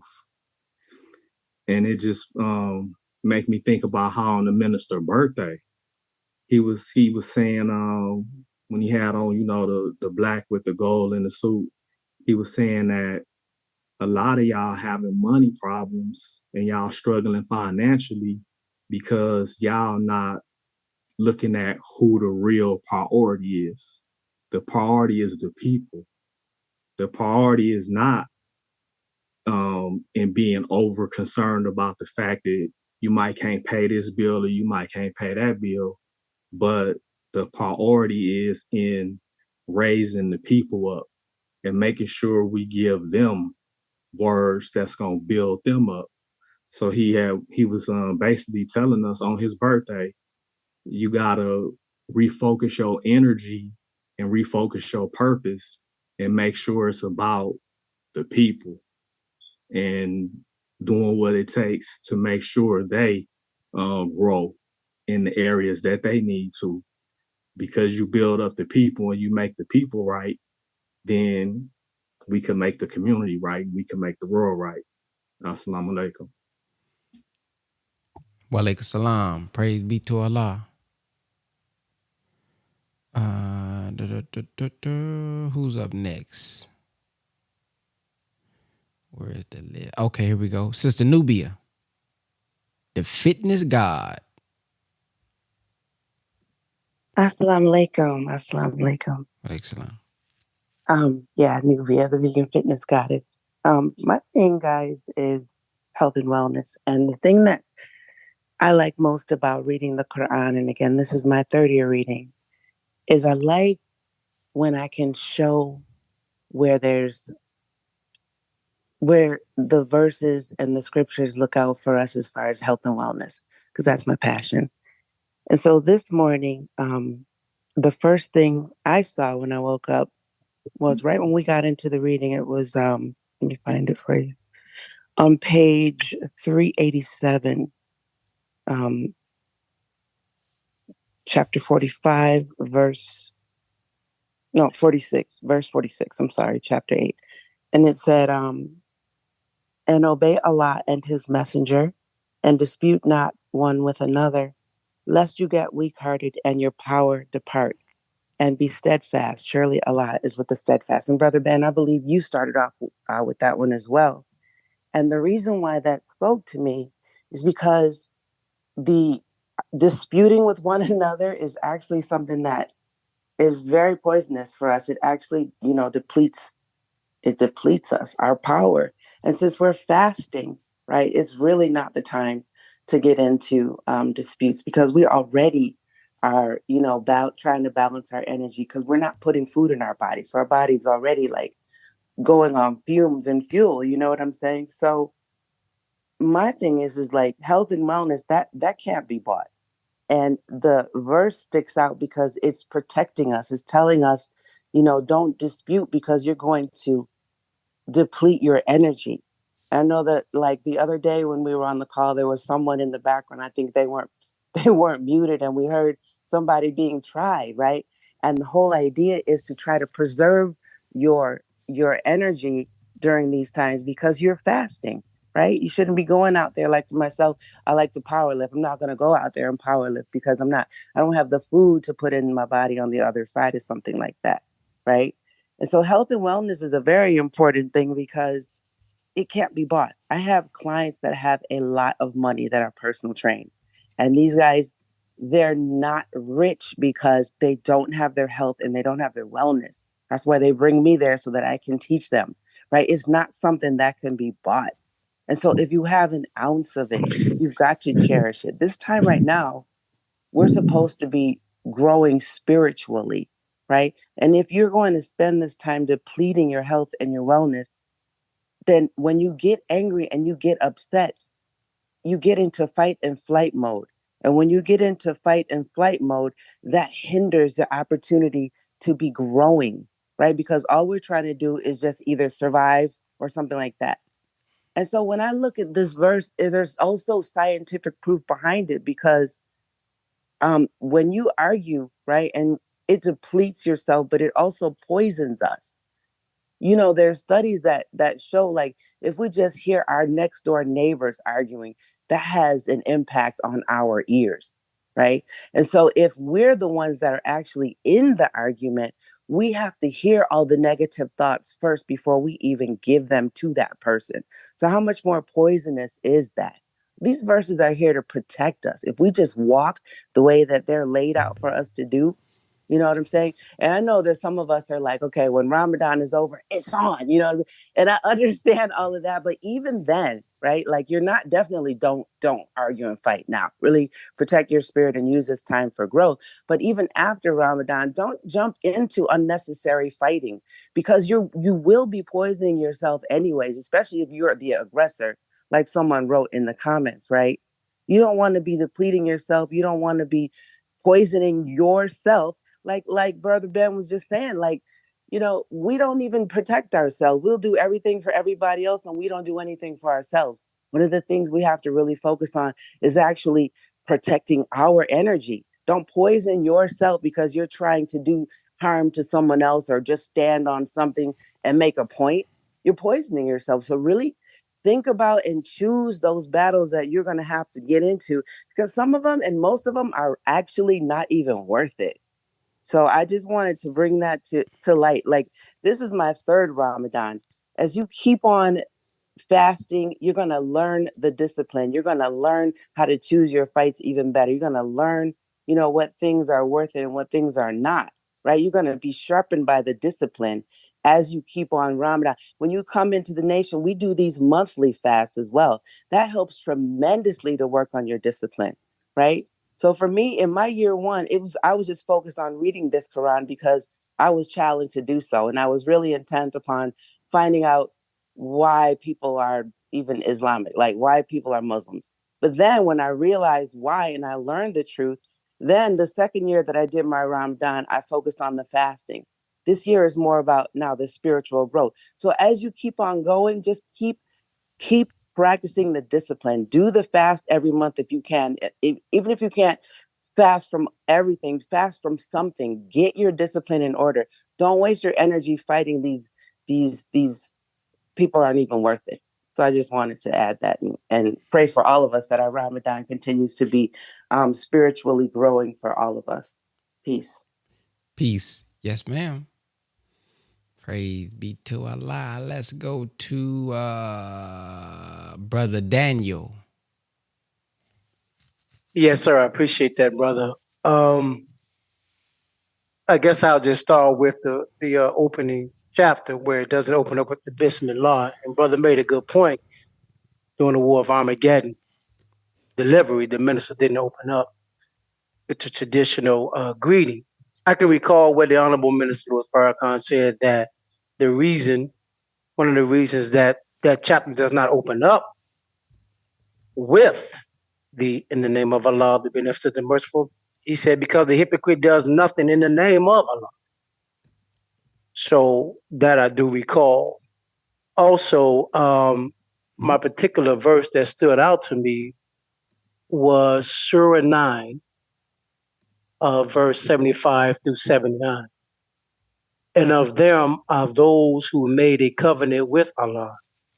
If he give us out of his grace, we will certainly give alms and be of the righteous. But when he gave them out of his grace, they became niggardly of it, and they turned away and they are averse. So he requited them with hypocrisy in their hearts to the day when they meet him, because they broke their promise with Allah and because they lied. Know they not that Allah knows their hidden thoughts and their secret counsels, and that Allah is the great knower of the unseen things. Those who taunt the free givers of alms among the believers, as well as those who cannot find anything to give but with their hard labor, they scoff at them. Allah will pay them back their mockery, and for them is a painful chastisement. I can remember the minister breaking down these verses doing a powerful message that I believe was done on a power call, though I didn't attend. Is entitled "The Evil of the Hypocrite Within." And the minister said regarding, so he requited them with hypocrisy in their hearts. He said they were not hypocrites, but because they broke their covenant after Allah blessed them, then became negative. Then Allah requited them with hypocrisy in their hearts. And I think that's important because, and I'm looking at my own life as I fight to obey Allah and get blessed from that obedience. Once I get what I'm trying to obtain, when I turn heels, would I become ungrateful? And Allah hates ingratitude.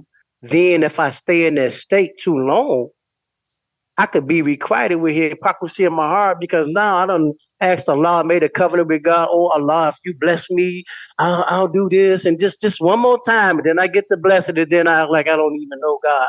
Once He give me that which I prayed for, that's dangerous. And I've studied my own life over the last 26 years in Islam, and I've noticed that the inconsistency and steadfastness and being blessed by studying the teachings, being blessed by what Allah has blessed me with.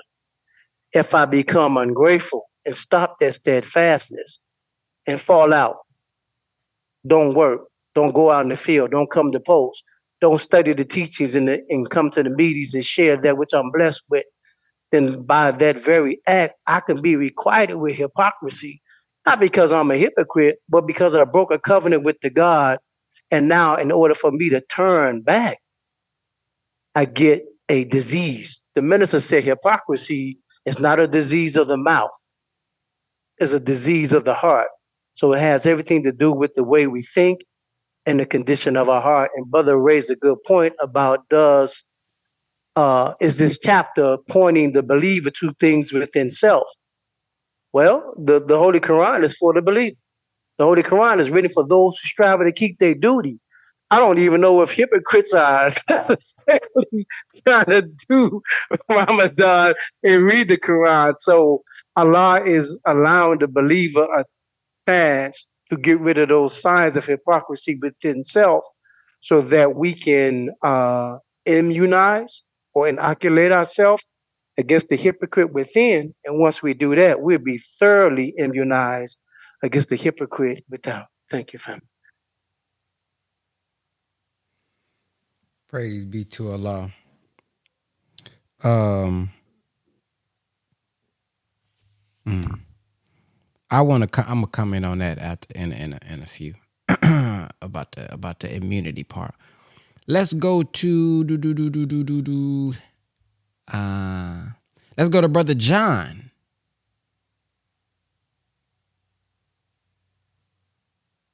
Yes, sir. Assalamu alaikum, beloved. Walaikum salam. Brother Ben, you started off earlier this morning where my mind was. Thank Allah for those comments of the believers that we just heard. Ramadan Mubarak. Success does not depend on numbers. Beauty of that section, and for those of us who follow the Honorable Minister Louis Farrakhan, is because we have a lesson in our supreme wisdom that asks the question, who is the 5% in the poor part of the planet Earth? And family, as you come and walk with Minister Farrakhan, if you accept his guidance and his leadership, you become a part of the 5%, which means we are outnumbered.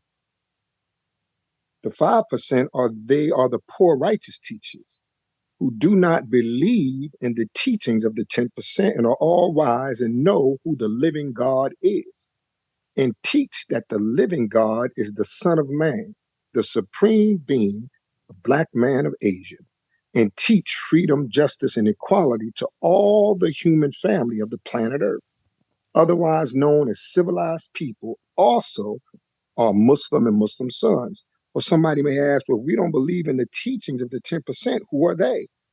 The Honorable Elijah Muhammad taught us that the 10%, they are the rich, the slave makers of the poor, who teach the poor lies to believe that the almighty, true and living God is a spook and cannot be seen by the physical eye. So just coming to walk with Minister Farrakhan makes us part of the 5%. We're outnumbered because the 10% are running the world and they are ruling over the 85%, the blind, deaf, and dumb.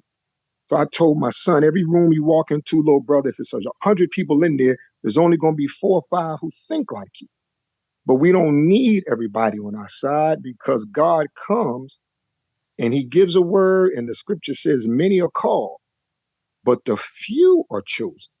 So if the few are chosen or the chosen are few, God is going to take a few to deal with the majority. So we will never be the majority. Count yourself lucky to be the few in your city who believe that God is a man. Count yourself lucky to be the few in your high school or your college or your city that walk with the Honorable Minister Louis Farrakhan, because our success doesn't depend on the numbers that's with us, because we are the 5%. Our success depends on the God and the Christ that's backing us if we're following the minister, the Honorable Louis Farrakhan. And the last point, good brother, where it talks about hypocrites, I think it's chapter 9, section 9. It says the hypocrites, men and women, are all alike. They enjoin evil and forbid good. The Honorable Minister Louis Farrakhan taught us to be careful throwing that word around, because we don't know who the hypocrite is. Allah knows.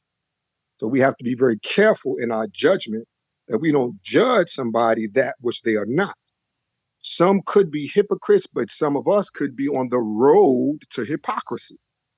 And if you're on the road to hypocrisy, the beauty of our teachings is we can check ourselves before we wreck ourselves and get back on the right path. It's like when you feel that throat getting, that sickness coming on, and you grab that ginseng and that tea, feel like you're getting sick, but if you catch it, you can get back on the right path. So family, count yourself being a part of the 5% when you walk with the Honorable Louis Farrakhan.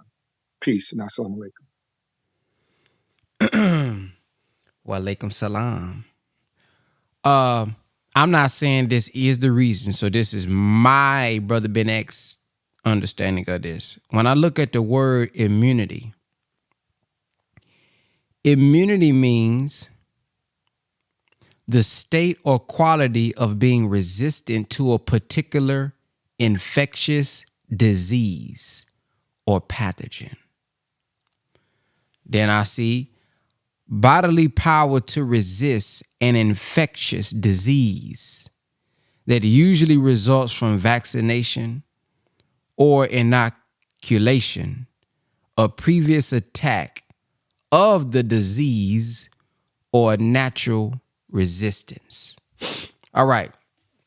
Now, when I was looking up the definition of immunity, a condition of being able to resist a particular disease, I said, wow, that sounds familiar. So I looked up the Final Call article, and check this out. We are taught that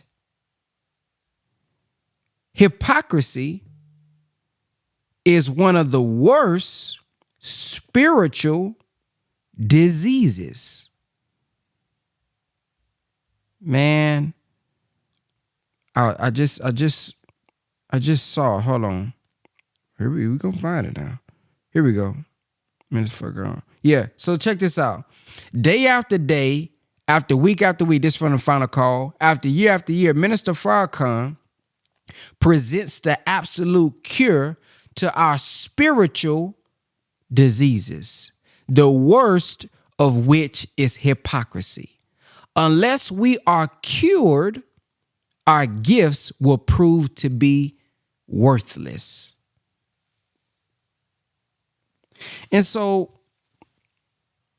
To me, if you are a hypocrite, you ain't coming in the name of Allah. It says that some of the hypocrites,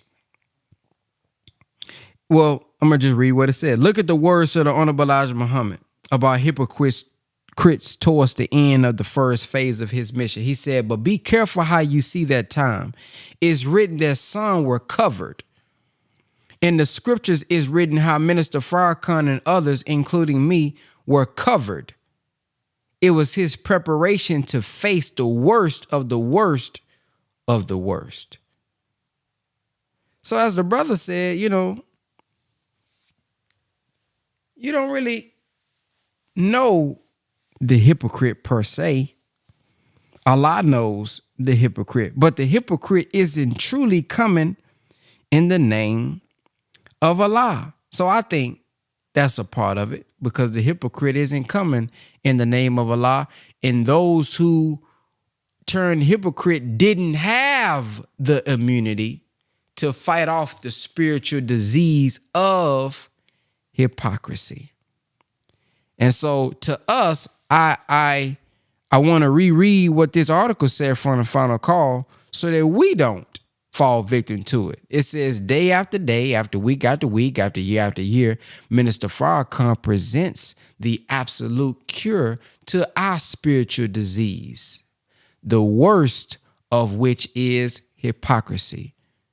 Unless we are cured, our gifts will prove to be worthless. So let's continue to hear, as the Honorable Elijah Muhammad said, his minister, man, so that we can get the medicine that we need, the spiritual vaccine.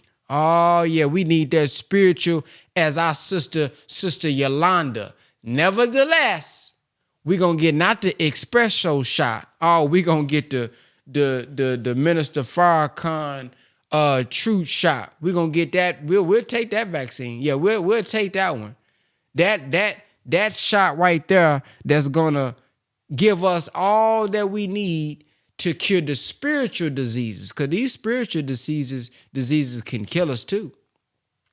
And I heard the minister say one time that we suffer from a mental and spiritual death that leads to an untimely physical death. Ooh, so the spiritual is very important. Now, y'all correct me if I'm wrong. I believe there is even something in How to Eat to Live. It may not be How to Eat to Live. It may just be a part of the teaching. So believers, especially those who've been in for a while, correct me if I'm wrong.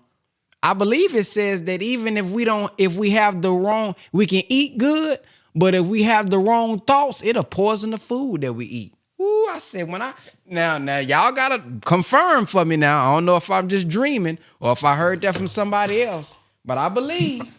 I'll confirm when you want me to, that brother. it says even if we have the wrong thoughts, it'll poison the food that we get that is good. Man, how powerful is the mind?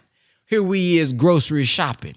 Here we is going to the food store and I'm eating good. But if your thoughts is messed up, man, your thoughts will poison the food. Woo!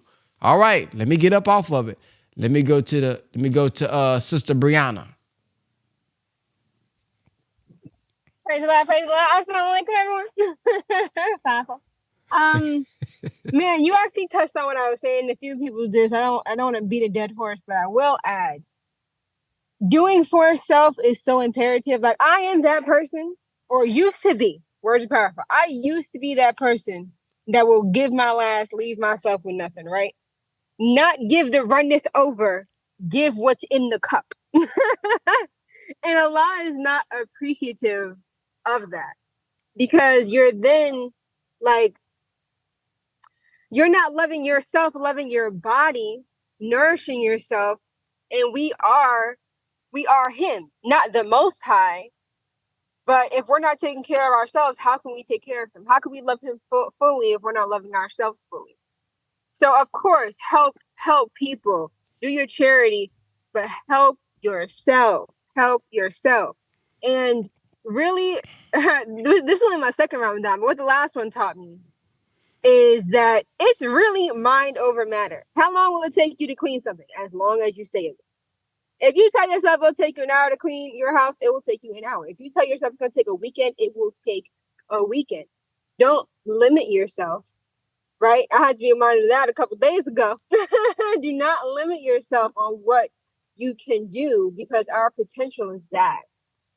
And a blessing can be turned into a curse if it's not used properly. I think I heard it here, right? A couple of days ago. So we're going to leave it right there. Assalamualaikum. Walaikum salam. Praise be to Allah. Boy, she just make you laugh, don't she, boy? Sister Bridget? Yes, sir. Thank you. Brother Benex, you know of anyone that can copyright my thoughts? Some people up in here stealing my thoughts, right? Yes, sir. That's a good one. So I want to backtrack a little in where it says success don't depend on numbers. When you look at Noah taking I think maybe 120 years building that ark, and persons not believing, and only a small number of them that believed, and Moses going to Pharaoh. That's a one man again. Abraham going into Sodom and Gomorrah, and only a small number came out, Lot and his family, except his wife. The Honorable Minister Louis Farrakhan going underground for several years to rebuild the nation. That's a small number again. It was just him and Brother Jabril. Them burn out care from city to city. Persons not knowing, study groups not knowing each other. You know, one down the road, one up the road, but nobody knew each other until that Savior's Day that he brought everybody together. Marcus Garvey, Bob Marley. So throughout history, travel the land and sea, and you'll see that success has always been a few or even one that gets the boat sailing, and then, they change history. I'm looking at section 10, verse 79, where it spoke about persons having money and want to give, right? And there is this disbeliever now, a group of them, tease this man that has money that wants to give. It's like a slap in the face, like, yeah, idiot.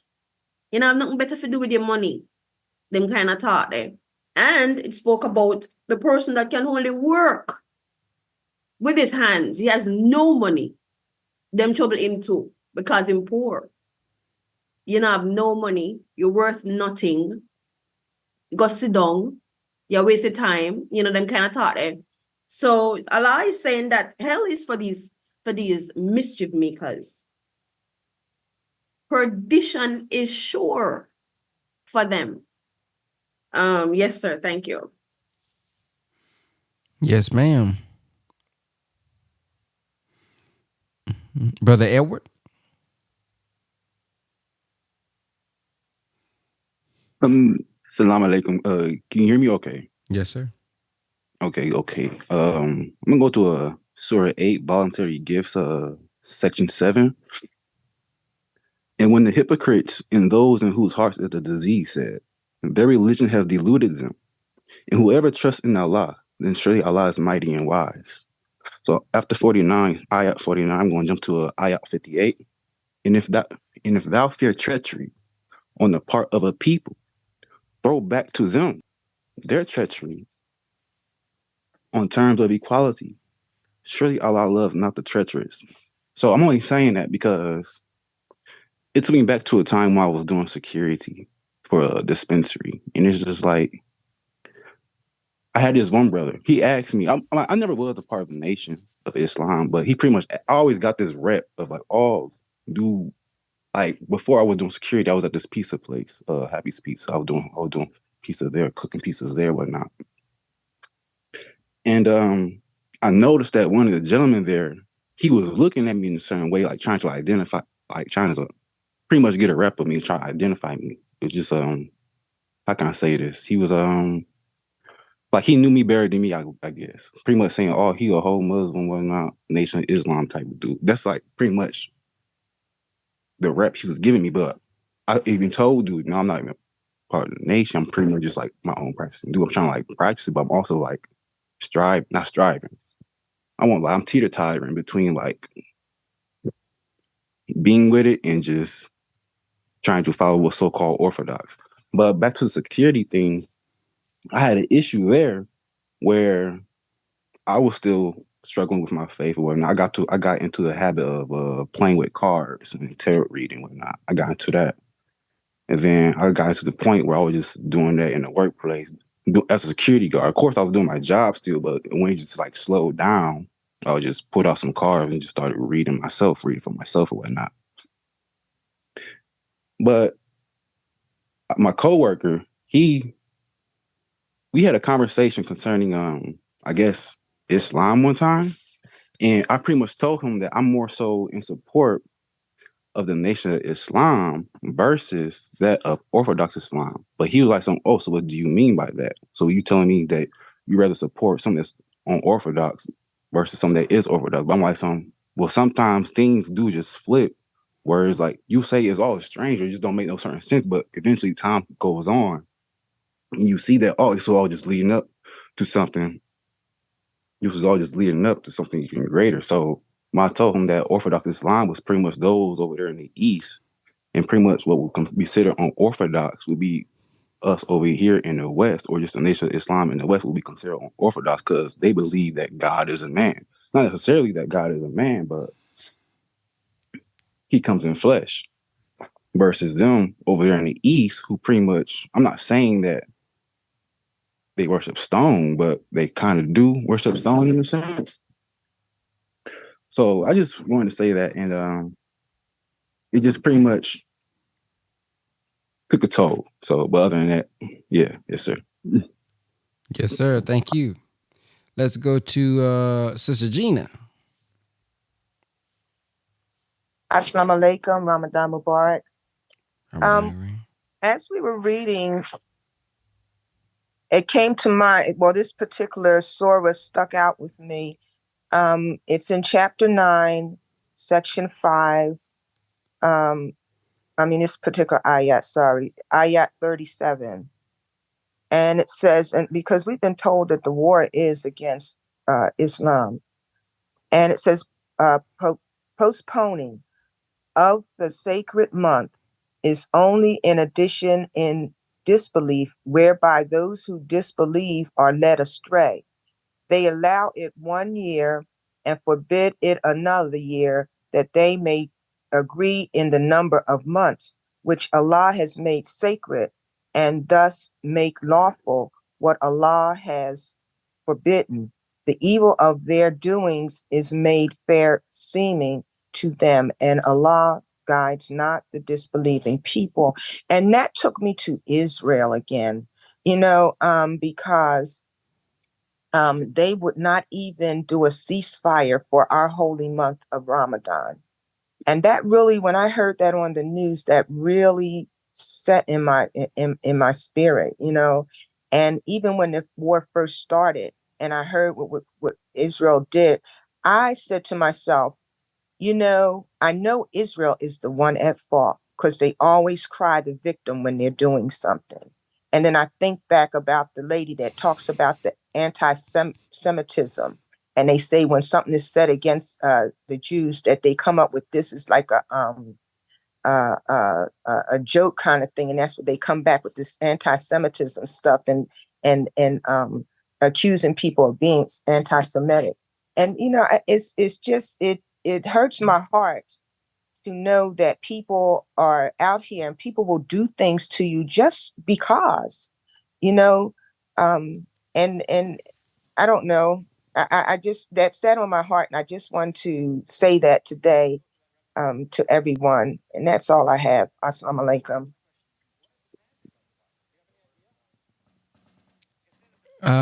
Brother Darius. Thank you, sister.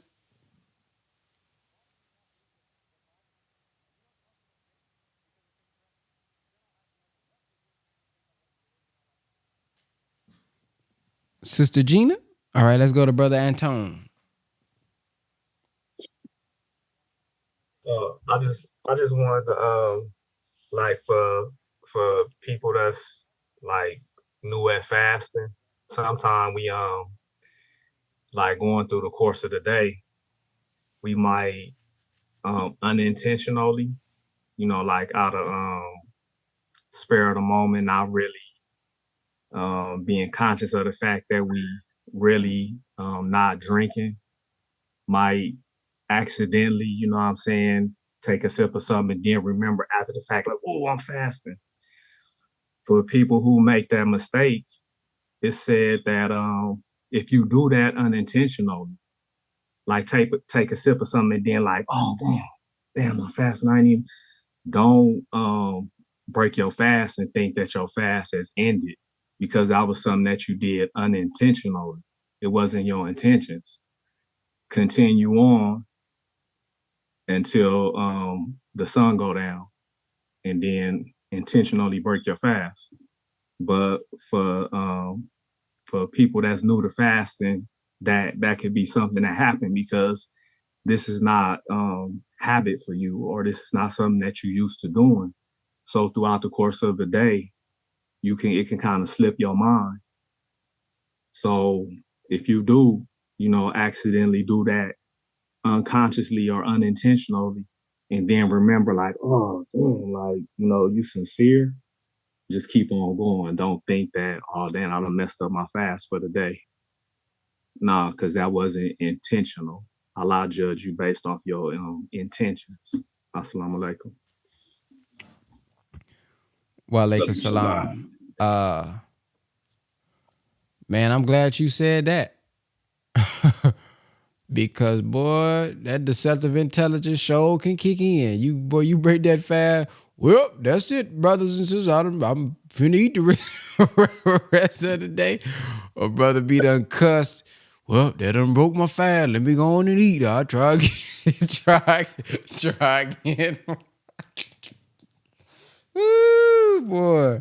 Yeah, you gotta be mindful of the deceptive intelligence, boy. Let's go to Brother Remus.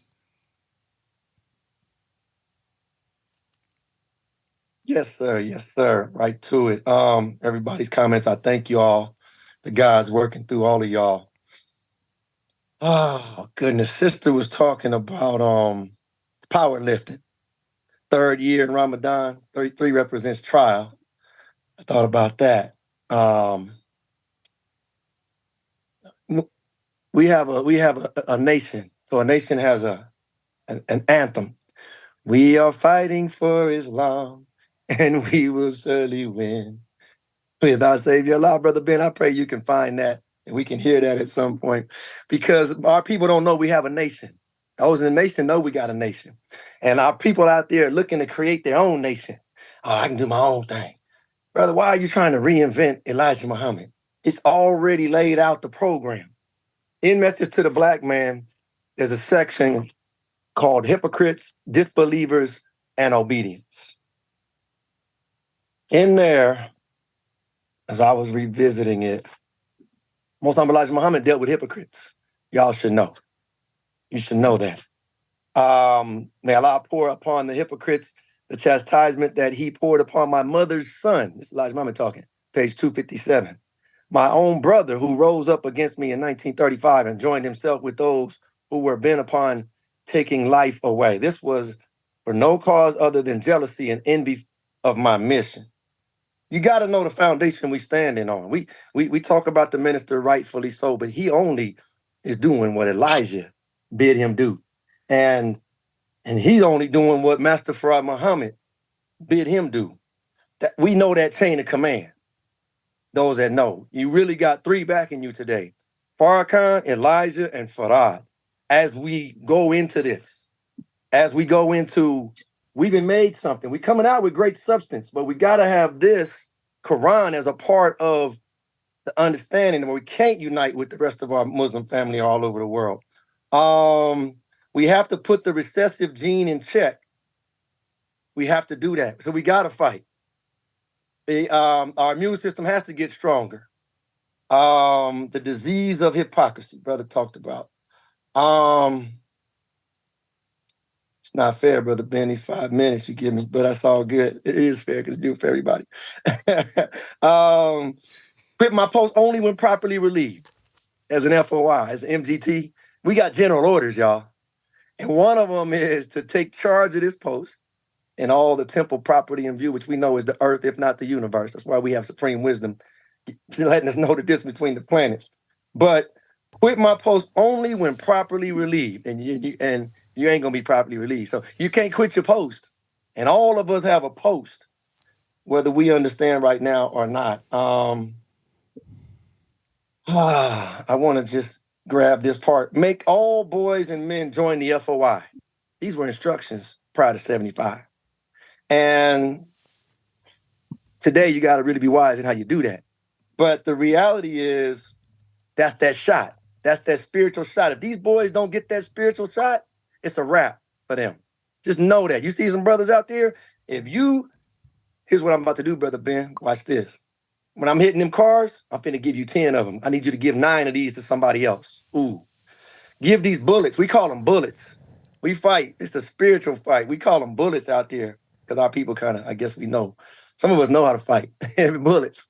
But we talking about getting these spiritual bullets into the hands of our people because it's a self journey. Let me grab this right here. The 9th surah. Man, we not taught to turn the other cheek. Islam's different. The Christians first time you start the ninth surah on the 10th day. I just came on me the first time. 29 years of doing this. On the 10th day, we get to surah 9. I mean, you know the science of the numbers. There's only 9, 0 to 9, and then you start over with 10. So on this 10th day, someone talked about scientific proof about it. The arrangement of the Quran, you should know. This is not the order it was revealed in, but Allah put it this way. We go through 8 days, and now we start getting into this fight kind of thing. The voluntary gifts on chapter 8. But now we're starting to get in to understand how important it is, how strong is your will, how strong is your foundation. And that's what we're talking about in Ramadan, is just purifying so we can really do this fight because it starts in the mind. As a pastor Mike. Yes, sir. We got Sister Gina, Brother Waddell, and then we're going to end with Sister Brianna, looks like. All right, let's go, Sister Gina. Yes, assalamu alaikum again, family. I just wanted to make another comment when you're talking about fasting and being steadfast. And as I told you earlier about my mom and her being in the hospital and me going up there and sitting with her at least 4 hours a day because of her dementia to make her try to keep her focused and keep her calm.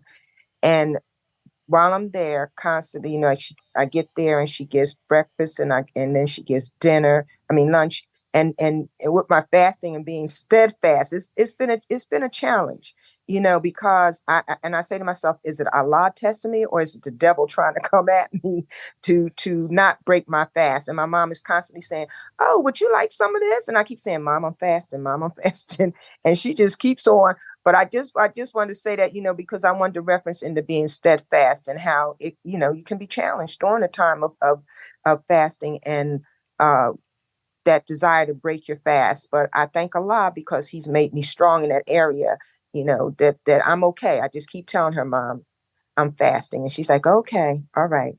Thank you, family." Thank you for sharing. Let's go to Sister. Oh, no. DeAndre 2X. Brother Cam, something. DeAndre 2X.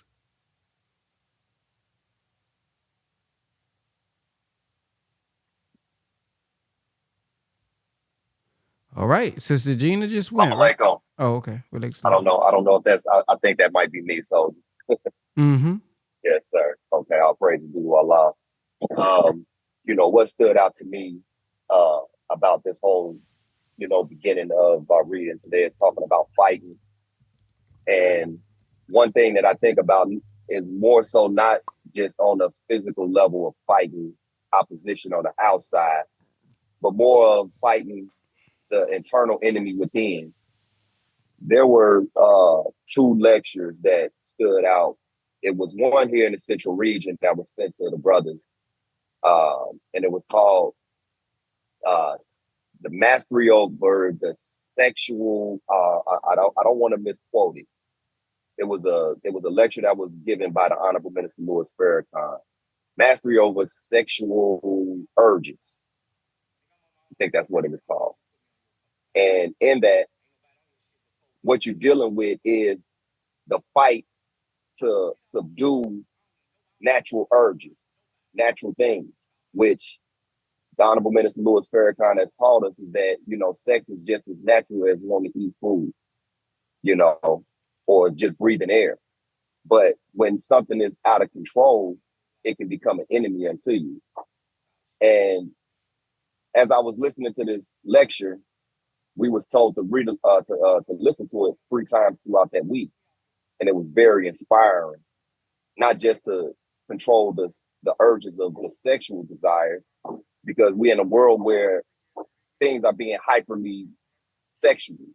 It's in everything that we look at, and I thank Allah for this holy month of Ramadan, where it has allowed me to be able to unplug from the world easily. Make my prayers and do my reading and focus on Allah. And there was one other lecture that stood out to me as I was, doing some research. It was called "Obedience is the Highest Form of Sacrifice." And there were 2 different types of obediences that the minister talked about. He talked about reasoned obedience and unreasoned obedience. And in that unreasoned obedience, he brought up the command that was given to Abraham to kill his son. Now, the minister said, this is something that an average person would say, there's no way that I'm going to kill my son. But with Abraham being submissive to the word of his Lord, he was going to sacrifice his son. And as he was about to sacrifice his son, Allah steadied his hand. Saying this to say that during this holy month of Ramadan, we are prescribed to fast. One thing that we have to ask ourselves, is this reasoned obedience? And when we look at it, we may not understand the scientific reasoning behind the fast, which it strengthens our discipline, which it strengthens us to be able to go against, to be able to gird up and fight against the evil and the low desires of self and build up strength. Because without this month, I feel personally that the strength and the pull of this wicked world would take a lot of us out if we didn't have the blessing of the holy month of Ramadan to be able to get us to internally look at and focus on what is it that I have to overcome within self. Let me exercise this demon up out of myself and build new habits and break these old wicked habits that has plagued my life. And it's just not sex. It can be anything: overeating, oversleeping, gambling, lying, cheating, all of these things that keep us away from Allah. I'm not going to hold big bro, but thank you for the time. Assalamu alaikum. Alaikum salam. Brother Waddell.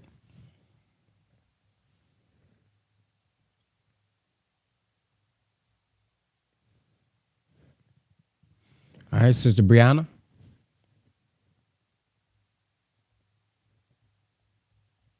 Yes, sir. Okay, so something I've been meaning to say for the last 2 days. I keep forgetting. Assalamu alaikum. Ramadan. Walaikum salam. Is that Brother Waddell? Yes. Okay. Assalamu alaikum. Okay, so Walaikum salam. something I've been meaning to say for the last 2 days. You okay? Go ahead,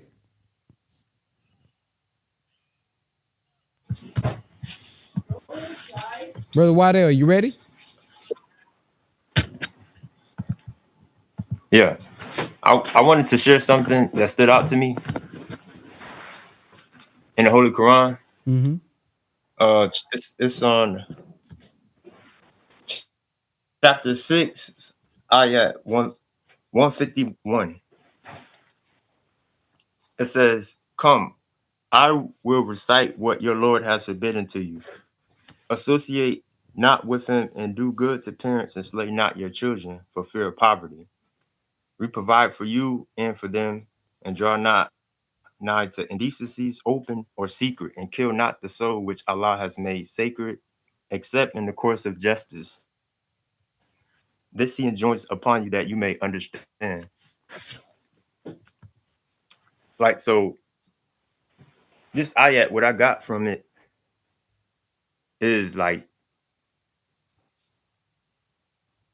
parents and poverty lacking the necessities of life. As a result, they put pressure on their children at a young age to be men, to be an athlete, entertainer, drug dealer, pimp, or prostitute.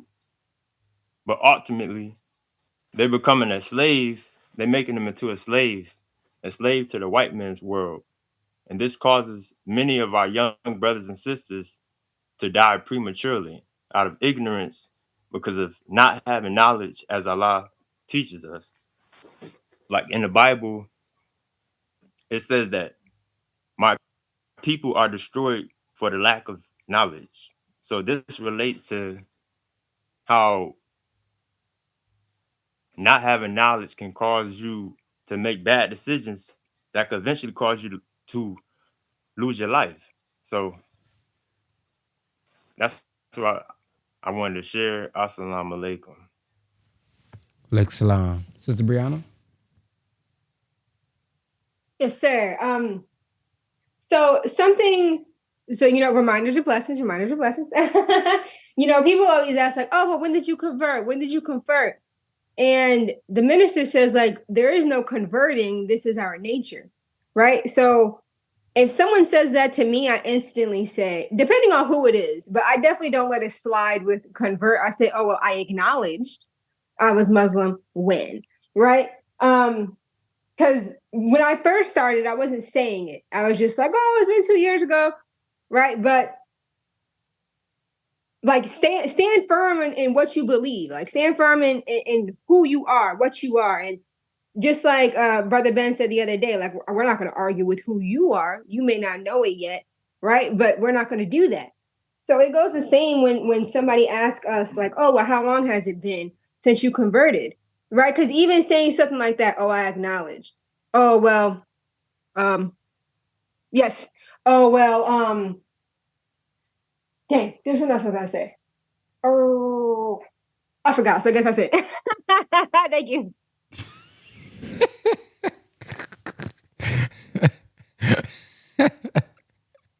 Brother King Cam.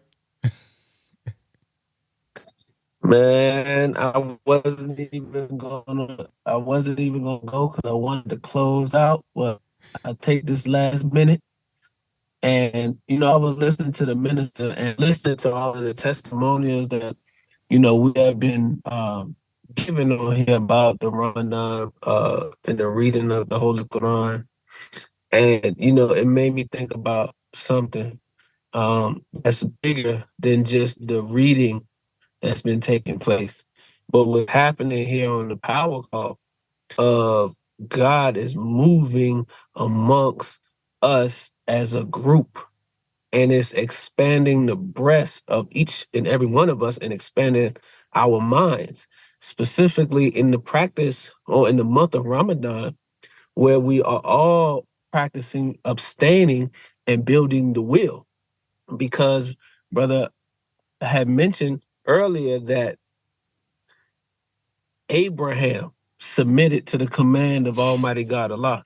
And being a Muslim is about constant submission until you reach complete submission.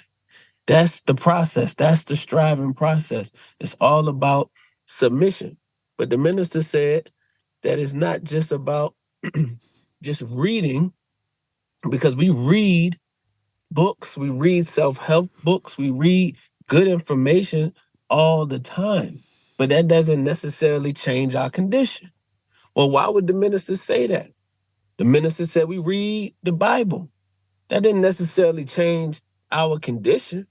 When you read the Holy Quran, you can hear the imam recite surahs and ayats of the Quran, but that didn't change our condition. We are here because we were influenced by Malcolm X or the Honorable Minister Louis Farrakhan, the Most Honorable Elijah Muhammad, Brother Ben X. Well, what was it that they were saying? They were saying the same thing that you heard from anybody else reading, but it was the Spirit of God that revealed the inner meanings of his word that touched the hearts of those who listened, that encouraged them and built up the will for them to start the process of evolutionary change.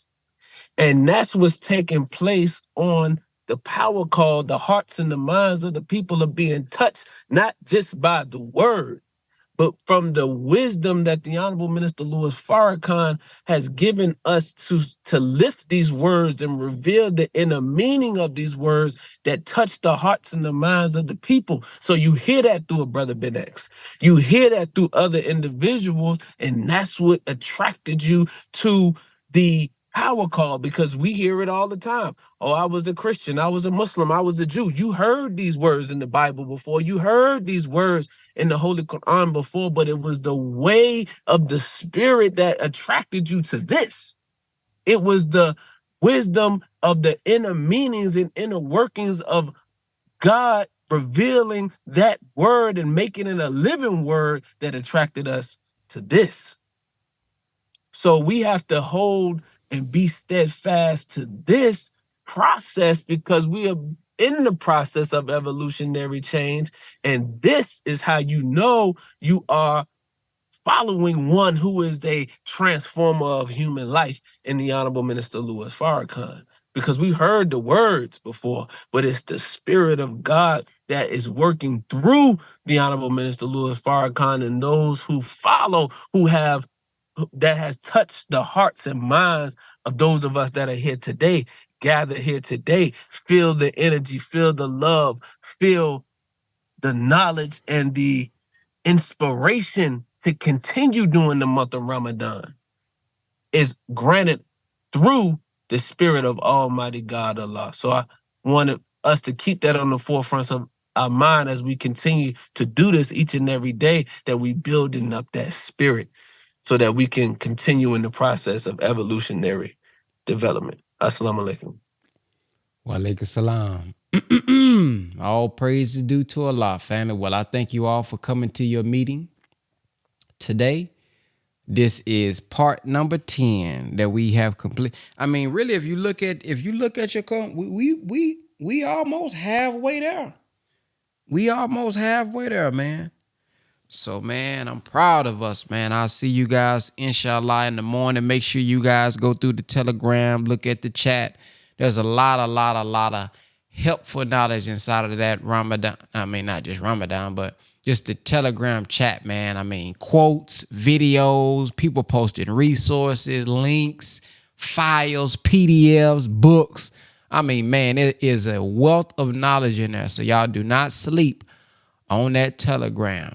So may Allah bless you all to have a strong day number 10. And I'll see you guys, inshallah, in the morning at 5 a.m. Central Time. Assalamu alaikum. Is Brother Ben here? Brother Ben.